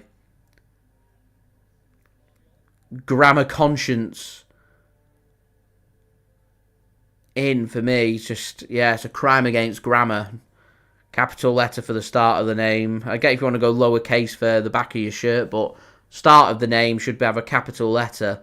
It just looks strange not having it all in block capitals. I need to see the other Spurs players' back of the shirt, see if it's the same for them, or whether it's just for Basuma. In the meantime, City have the ball in the Spurs' final third. Nunes, not the best of passes, but Josko Gvardiol does well to keep hold of the ball, and Kovacic plays a nice ball to Savinho. Lovely touch from Savinho. Tries to play a ball in with the outside of his foot. Good block by Udogi. City are forced backwards here through Savinho and John Stones. Here's Nathan Ake. Plays a good pass into Josko Gvardiol.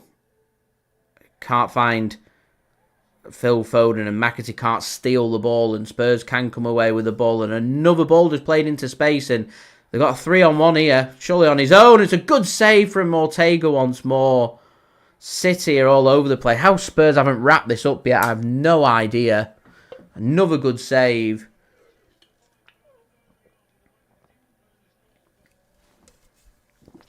Tottenham's ability to get in and behind City is just, quite frankly, this evening, not been good enough.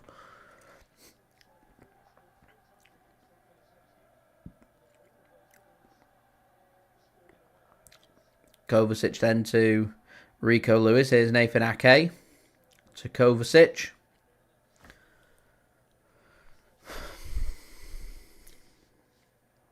I think plenty for City to ponder.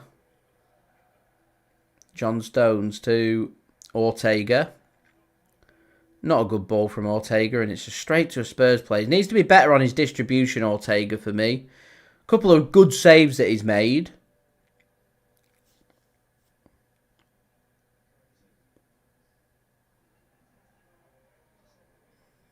Ugh, gives the ball away there. Gray has a throw in. Looks for Kulusevski. Worked to Werner. And he has another chance and another miss.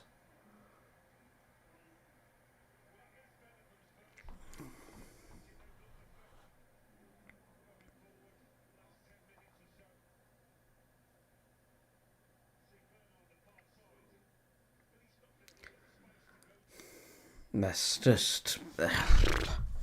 Defensively today from City, it's been very, very poor.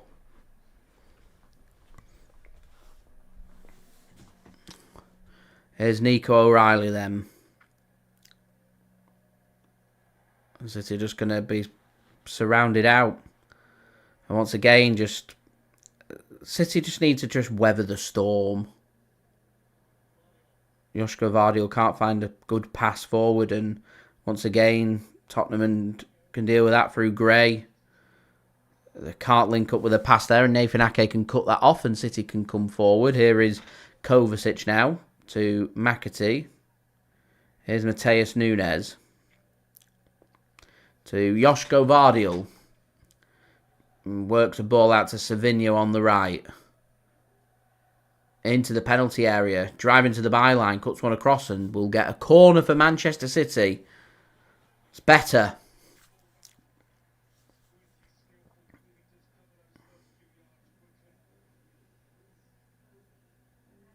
And Savinho's in a bit of pain. He's limping.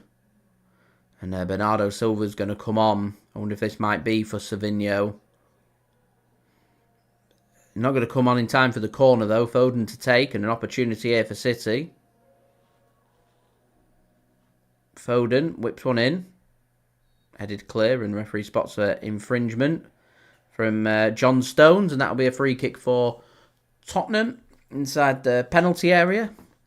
That might allow Man City to make their change now. Bernardo Silva is going to come on. It's going to be Phil Foden. That's going to come off.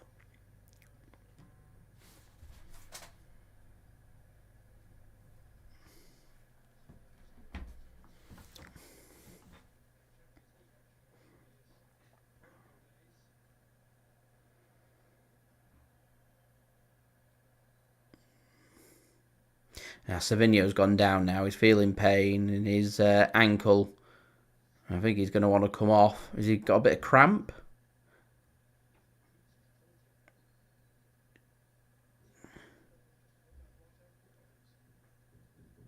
I don't think he can speak too much English, Savinho. So, Nunes and Bernardo have just gone over, I presume, to speak Portuguese. Where he's feeling a lot of pain. I don't know what's happened here.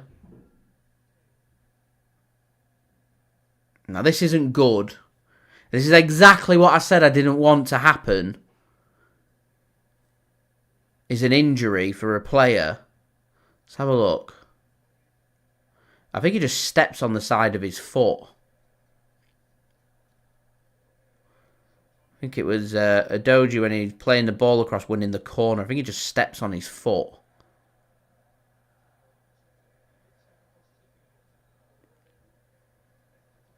It's the kind of injury Erling Haaland gets all the time. You know, with people always stamping and stepping on him. Can be a nasty one with the studs. I don't think it's anything serious. City obviously don't want to take the risk. So, it's going to come off, Savinho. And Jacob Wright's going to come on. So, I reckon this is probably going to mean Bernardo Silva's going to go out wide. Who's going to be the striker is the question.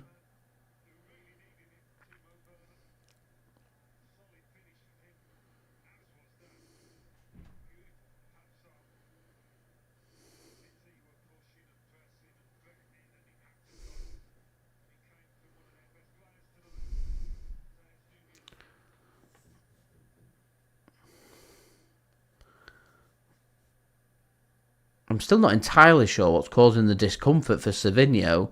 All I can think of is he's been stepped on, but...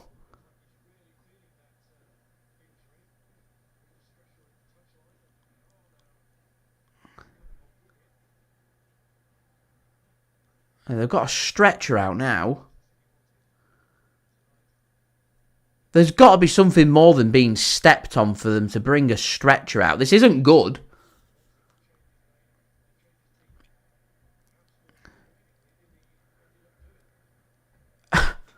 So we've gone from having 6 senior players out injured to, at the moment, 8 senior players out injured.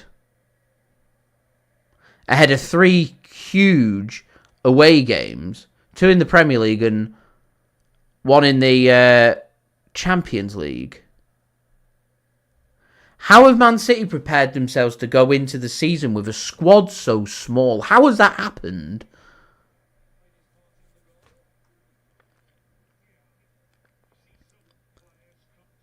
We now don't have an out-and-out winger fit.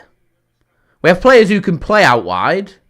Bernardo can play out wide. Foden can play out wide. Nunes can play out wide. We've got options, but our actual wingers, Savinho, Doku, and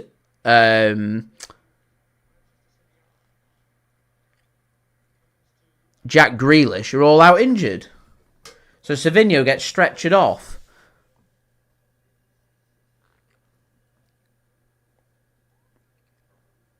What on earth has happened for him not to be able to walk off the pitch, feeling the bottom of his boot?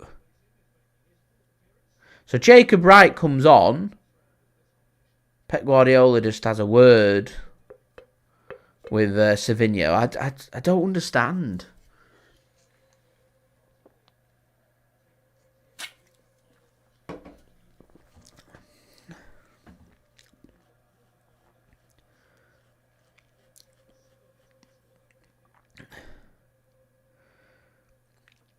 So I'm just trying to think about the Bournemouth game. We could just about field a starting 11. So if we don't have Akanji and Savinho available, what will it be? It'll have to be Rico. It'll be Ederson starting. Rico Lewis right back. Probably be John Stones.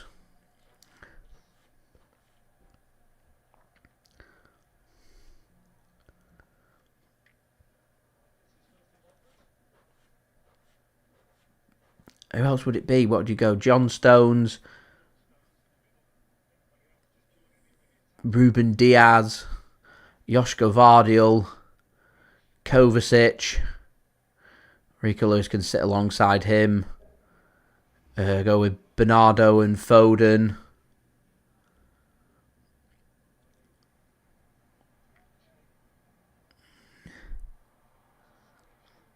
Obviously, Nunes will start. Haaland will start. What would the right winger be? Do you go with Bernardo Silva and...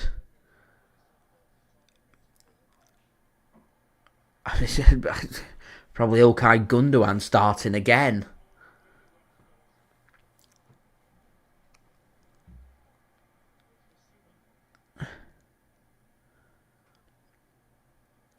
But...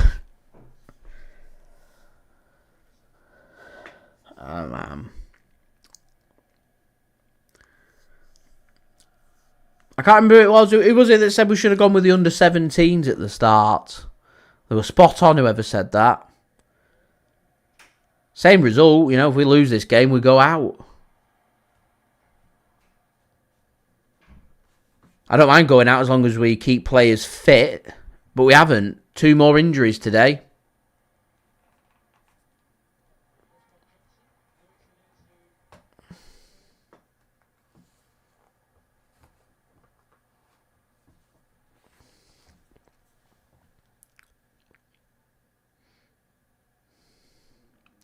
I mean, we're getting towards a point here where the likes of O'Reilly and McAtee are just going to have to be used around the first team squad over the next 2 weeks. JP, it's a smart shirt. Really smart shirt. Here's Spurs coming forward again. They've got players over here. Ball comes across. Josko Gvardiol deals with that, and that'll be a corner for Spurs. I feel like the injuries just knocked the stuffing out of City.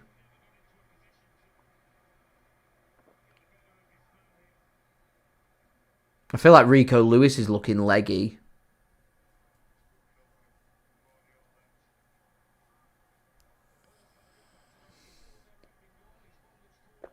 And I wonder if Man City, with the crisis that we're having with wingers, might rush Jack Grealish back because he's not far away. I wonder if Man City might just say to Jack, do 60 minutes, 65 minutes against Bournemouth and see how we get on. Corner comes in, should be collected by Ortega and is, so we deal with that little wave.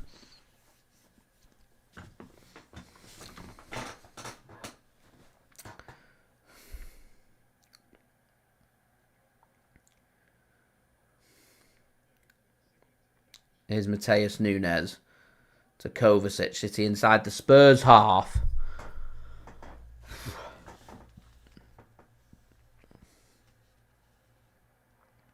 Stones.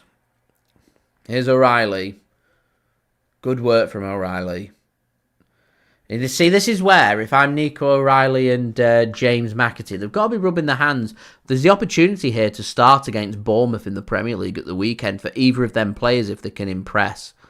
Foden or Bernardo is going to have to go out wide, which means there's space in midfield. So it's Ilkay Gundogan or them. Rico Lewis plays a ball in, and he's not looked very good, Ilkay Gundogan, since returning to City.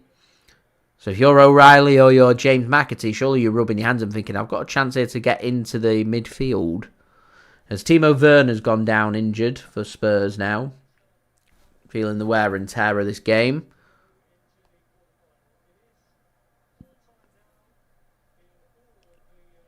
So all games are now done in the Carabao Cup.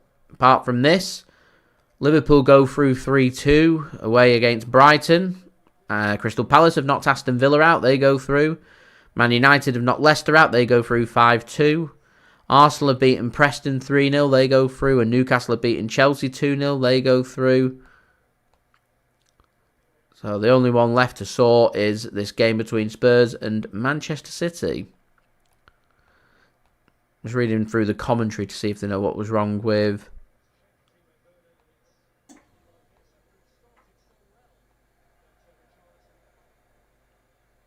I don't know what's wrong with Savinho. Can't work it out. Anyway, a couple of subs made by Spurs. Is that the final 2 subs? Nadir, I agree. It's got to be at least a couple of signings made in January. So Timo Werner comes off. Mikey Moore comes on. Richarlison's also come on for Brennan Johnson. Man City have won the ball high up here. And here's a shot coming in. Oh, it's just wide. It's Jacob Wright with the effort. It's not far away.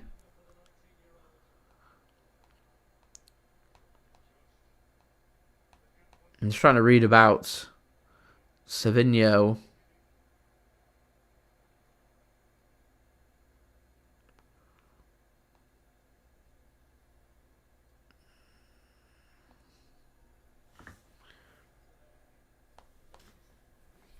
Ball given away from Spurs again, and City looking lively. Can we do something? Here's Bernardo Silva, so he's gone out wide. So I reckon Bernardo will be the option for Man City.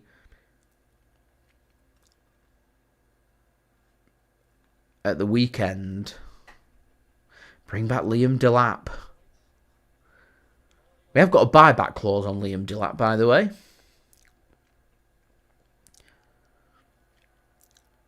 City now just starting to step it up. I wonder if Man City might be tempted to chuck Erling Haaland on for 15, or do you risk it? Here's O'Reilly for City. He pivots. Plays a really good pass here to Nunes. Nunes! A shot straight at the keeper. Yeah, you know the form that Nunes has been in?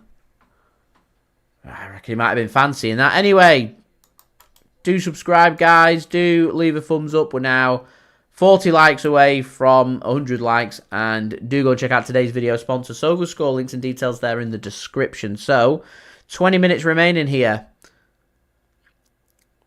Can Manchester City find a goal? Remember, it won't go to extra time because we don't have extra time in the League Cup. It will go straight to penalties if this game finishes level at full time after the 90 minutes. So all Manchester City have to do is find one more goal and not concede to send it to penalties. Tottenham just trying to manage the situation. They know they're 19 minutes away from knocking one of the favourites for the competition out as they bid to try and win their first trophy since, 2009? Which coincidentally was this competition, the League Cup. Gray then sends a throw-in in. Cut off by Man City. Naderi, I don't know how serious Akanji's injury is. His might just be precautionary, so he might be good to go for the weekend. But Savinho, Doku, they're both out. Obviously, Bob and Rodri are out. De Bruyne is not going to be back before the international break. Spurs get the advantage here. Ball gets played across, cut off well by John Stones. Good defending that from City. I think defensively City have done well to get to grips.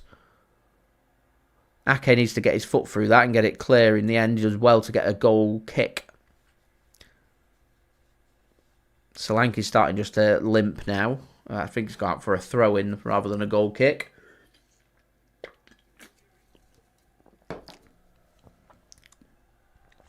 Josko Gvardiol then to take the throw-in.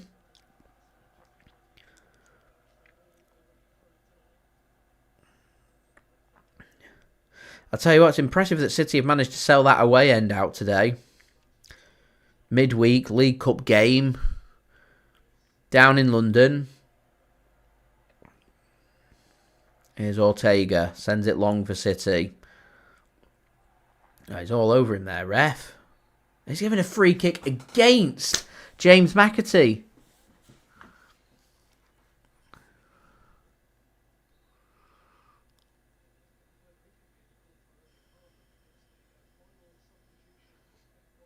So Man City aren't chucking Erling Haaland on. Man City make their final change. It's going to be a debut.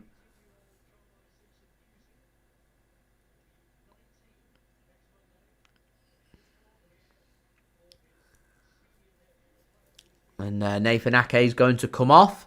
And Jarme Simpson-Poussey is going to come on for Manchester City. Only 18 years old. He turns 19 next week. Makes his senior Manchester City debut today. So that's very exciting.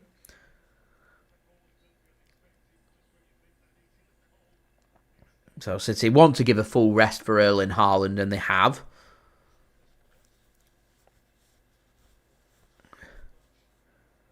So we're looking at the youngsters here. Wright, McAtee, O'Reilly.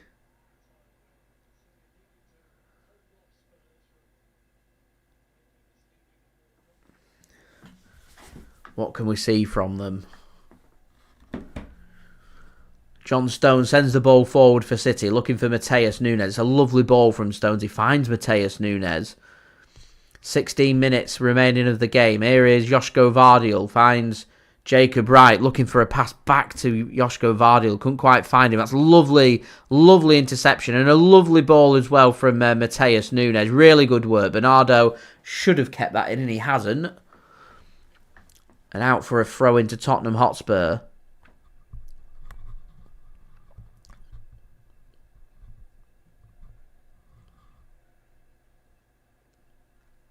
I mean, Pep Guardiola looks so unfazed.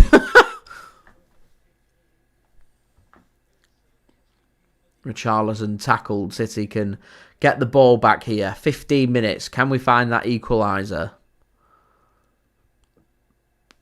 Here's John Stones to O'Reilly. Back to Stones. O'Reilly. Good show of strength from O'Reilly. I think I've been more impressed with O'Reilly than McAtee today. Rico Lewis goes down. Advantage played to City. Goes down in a heap of pain. Hopefully he's okay. We can't afford any more injuries. Here is O'Reilly. Rico Lewis does get back up. He's got the ball. Andy, they've got in and behind a couple of times early in the second half. Other than that, we do have youngsters out. But at the moment, I feel like Spurs are just dropping off City. I don't know if they're tired or they're just wanting to try and see it out. But, you know, I was concerned at 2-0 down that we was going to be on the receiving end of being beaten by 4 or 5. We've got it respectful. We've made a game of it. We've tried. It's just, can we find an equaliser and maybe go through and find a penalty shootout or something? That's the question.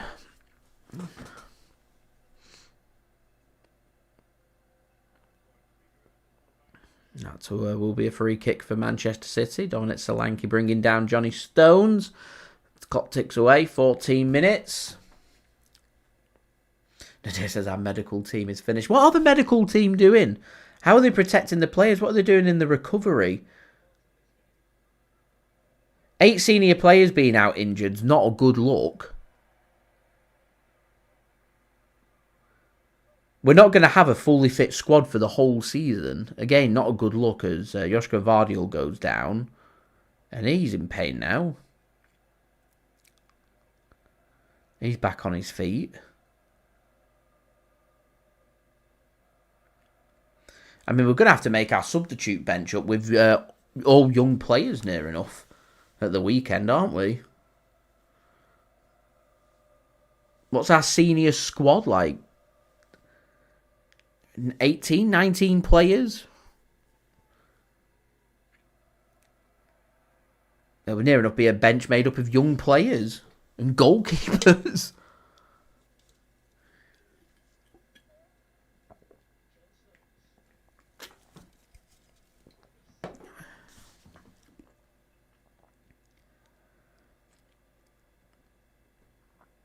Andy's made himself available. Do you know what? JSGC's available on Saturday.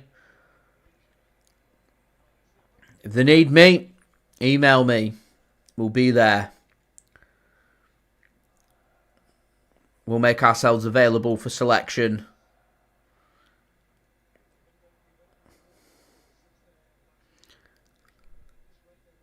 There you go. Stu, he's semi-fit. And he's put his credentials in. He'll die for the club.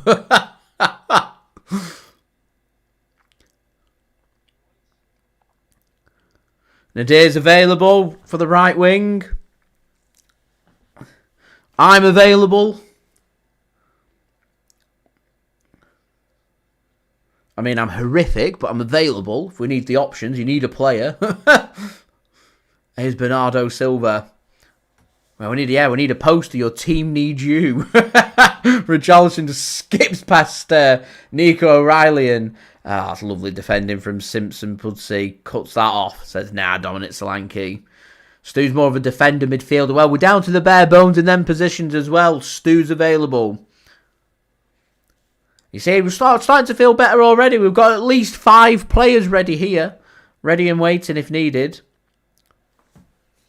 I don't mind signing a 1-game contract.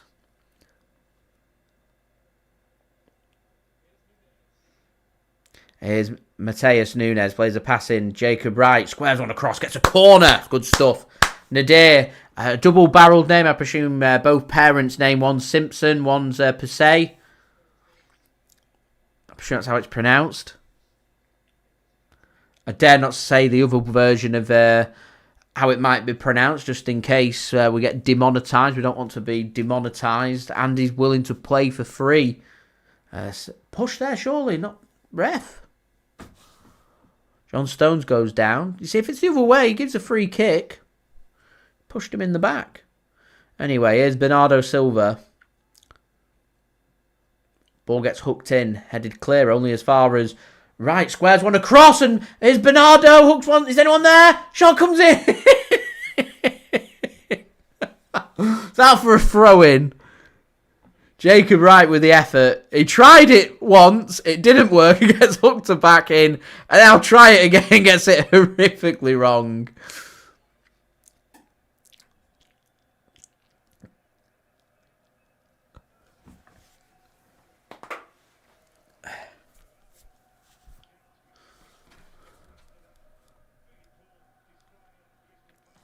Anyway, 9 minutes here for Spurs to try and see out. 9 minutes for Man City to try and force a penalty shootout would be, I think, the best case scenario from the position now.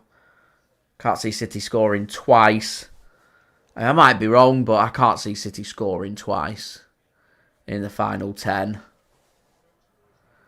Richard, I think so, yeah. I mean, we know that Pep likes a small squad, but he said all summer that he was always available to have more players be signed by the club. He was open to it. He'd probably open for business being done in the winter window, so he likes a small squad, but even what we've got's just taken the biscuit a little bit. It's clear that Pep wanted more options than he's had.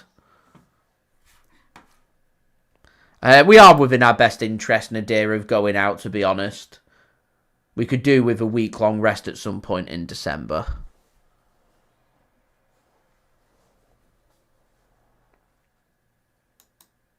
Nadir, I reckon I would like City to sign 2 backup striker. Just to have that extra option for Erling Haaland if we've not got him available. Putting a lot of pressure on ourselves to keep Erling Haaland fit, and he also has his own track record with injuries, and teams like to try and bully him and push him and pull him and kick him, and at some point he'll have an injury. And then a defensive midfielder. We've not got Rodri for the season, so they'd be my 2 signings, and some money needs to be spent, as Simpson per se just makes a good headed clearance there for City.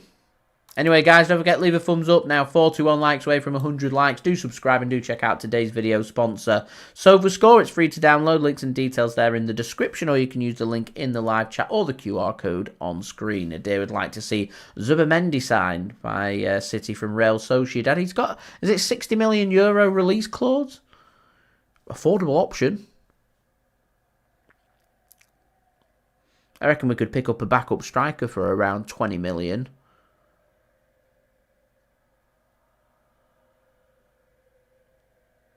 Julian Alvarez is very good, as that's a poor giveaway, and somehow Richarlison's not scored.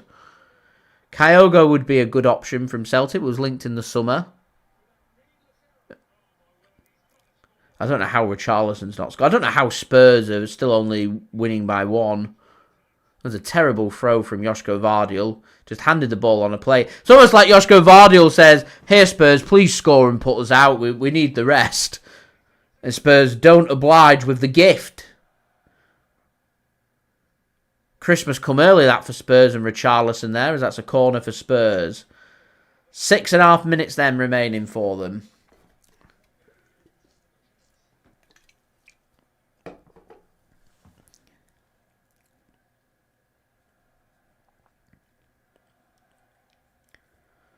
City haven't really done much in this second half, considering we made it 2-1 and Spurs have looked a bit leggy. Spurs have had the better of the opportunities again in this second half. I don't know how they've not scored. It is Bernardo anyway. Just plays a back heel to Richarlison. It's almost like Man City want Spurs to score again.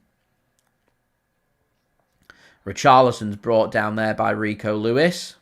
And that'll be a free kick for Spurs.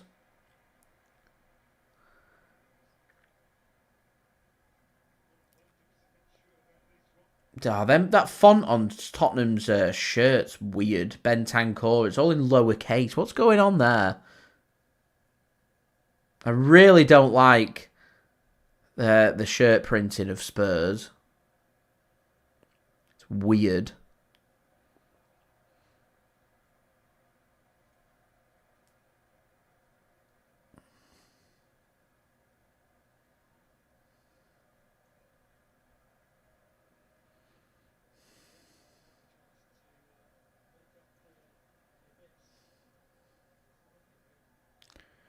So, a free kick here for Spurs in a good crossing position.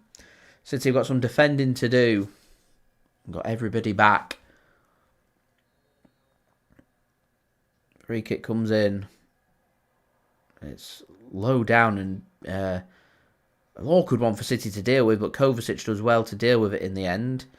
And Wright does well to find the pass, and Josko Gvardiol does well to find his pass to Simpson Persay, and City can come forward now on the right wing. Here is Matheus Nunes. He just wants to slow the pace here and ensure City keep hold of the football. John Stones to Simpson Persay. City could do with really just trying to do and find something. Hey, do you know what? That Simpson Persay, since he's come on, has looked very composed. Dealt with all balls into the box. He's looked very good with his feet. He's looked pretty good. Speaking of Simpson Persay, here he is. He plays the pass forward to John Stones. See, doesn't all need to be sideways and backwards. Here's Bernardo Silva now to Rico Lewis. Simpson Persay. Oh, it's a good challenge from Simpson Persay under pressure. There you go. Seamus is ready to go. Manager, goalkeeper, midfield, we're available. All I'm saying is get your socks, shorts, and shirts ready and ironed.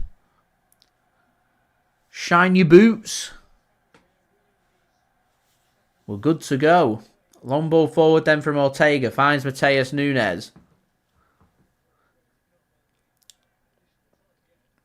Josko Gvardiol now. Rico Lewis works it to the right. Here's Bernardo Silva. Defending for Spurs to do. Ball comes in. It's deep and... Vicario does enough.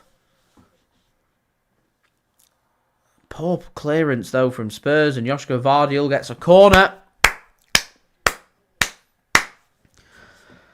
Right, 3 minutes remaining. Can City force penalties and some late drama here on the stream?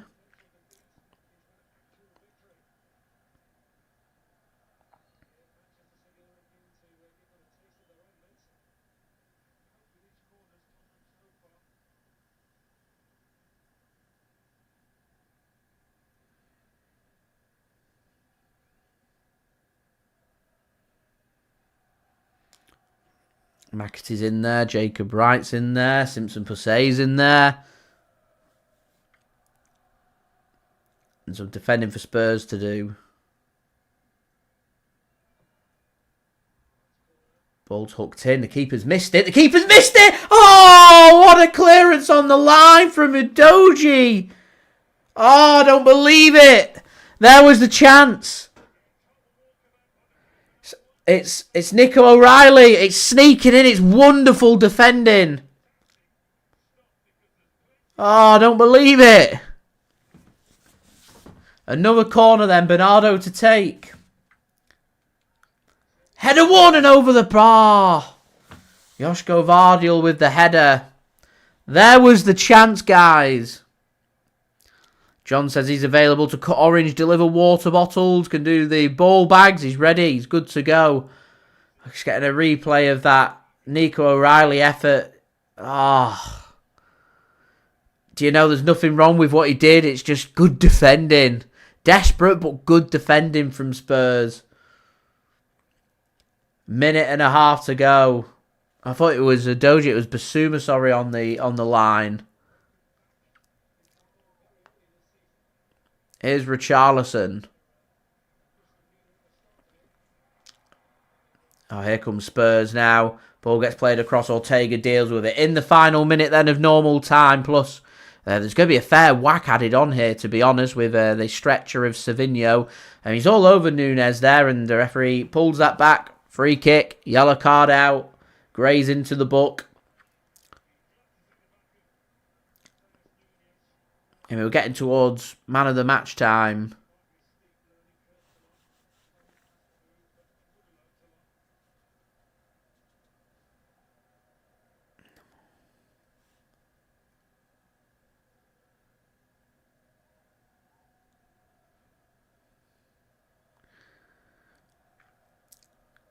Here's Kovacic to Josko Gvardiol. I think Matheus Nunes has probably impressed me the most for City today.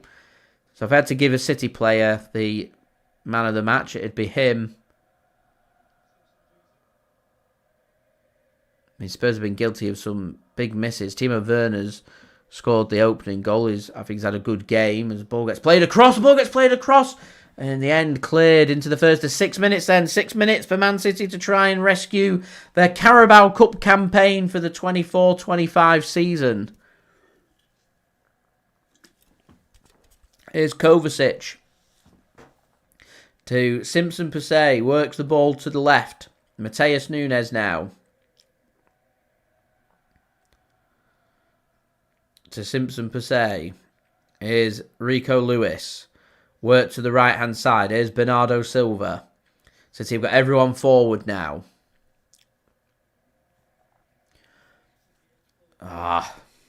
Doesn't connect properly, that from City, and the ball just ricochets to Vicario, and he'll collect the ball, and Tottenham will consider that first of 6 minutes done. Is there maybe chance for one more chance in this game? Nico O'Reilly just had a wonderful chance. Basuma on the line to make the wonderful clearance.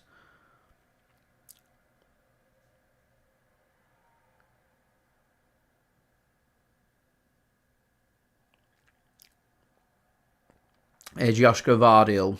We have turned into Carry On Man City. We can make a sketch out of it. Here's Stones to Rico Lewis. Kovacic pivots well. Pivots really well. Bursts through. Breezes past a couple of challenges. Here's City then. Coming forward. Nico O'Reilly to Bernardo Silva.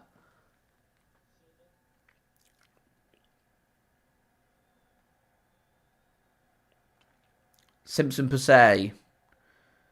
Gives the ball to Jacob Wright. He gets tackled only as far as Matheus Nunes. Spurs will consider that 2 minutes done of the 6. 4 to go. Ball into the box. Ball into the box. Not very good. Beats everybody out for a goal kick.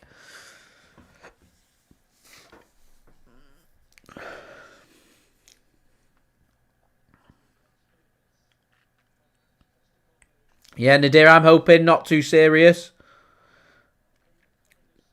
I'm hoping Akanji is just precautionary and he'll be available.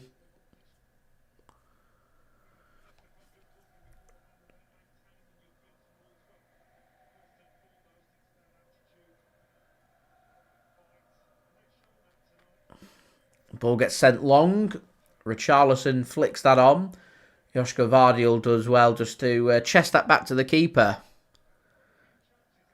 Here's City coming forward. Kovacic. Spurs have dropped deep. Could have made the interception there. Instead, City have got the ball in a bit of space. Here's Jacob Wright. Just wide. Oh, sat upright that for Wright as well. Just couldn't get his effort on target. Couldn't sit upright. It was bobbling in front of him. Needed more composure. 3 minutes. Another minute dealt with by Spurs.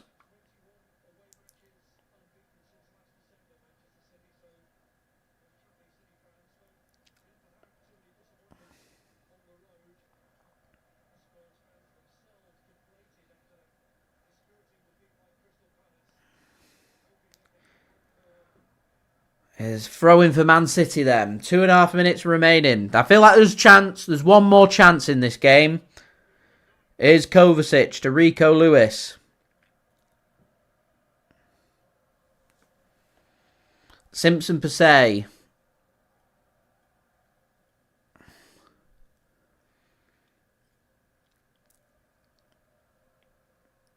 Is looking for Bernardo. Headed clear by Adoji, and a throw in for City.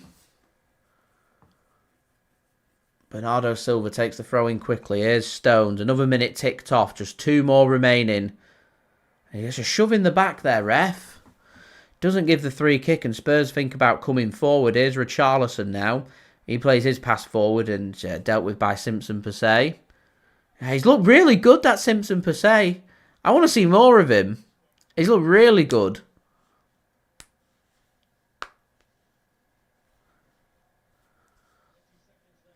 Very calm and composed, good in the air.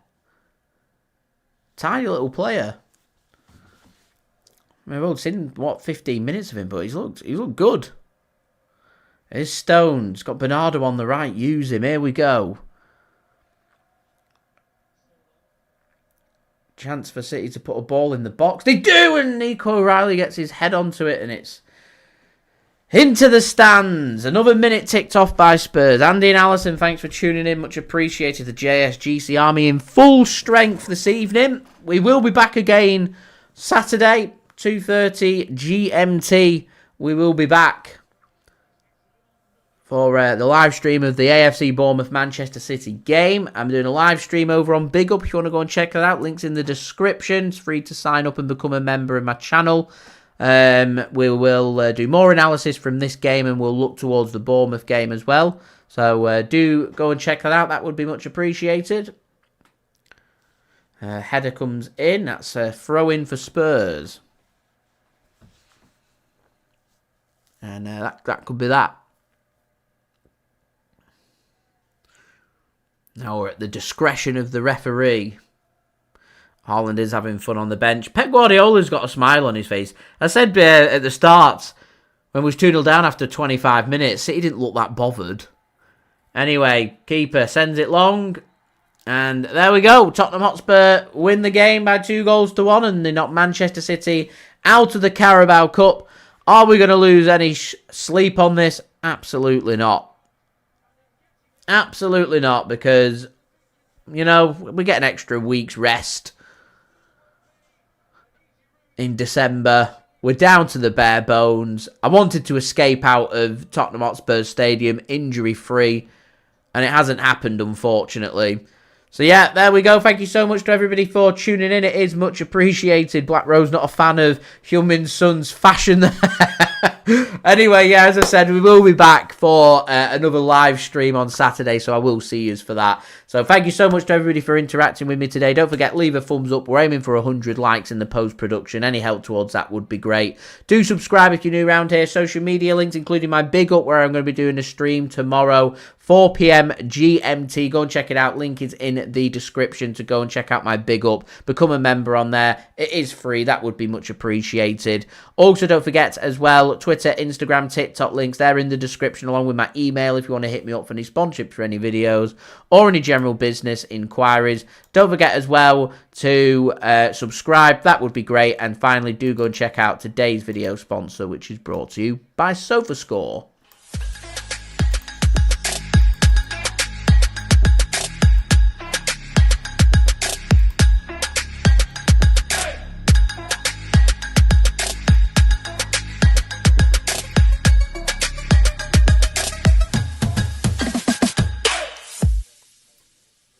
And thank you very much to SofaScore for sponsoring this video. Much appreciated. Yaro, thank you very much for your kind comment there. Seamus, I will see you on Saturday for that stream. Thank you very much, JP, for tuning in as well. Much appreciated. Thank you, Julia. Thank you, Andy, Alison, and everybody else for tuning in. Have a wonderful rest of your evening. We'll have all the build-up towards Manchester City's game in the Premier League against Bournemouth tomorrow for you guys to enjoy as we push forward from there. So I've been JSGC. Thank you, everyone, for watching. I hope everyone is safe and well. I will have my match reaction out in the next hour for you guys to enjoy with me giving my thoughts from this game as well. So I'll see you then. Take it easy, everybody. Peace.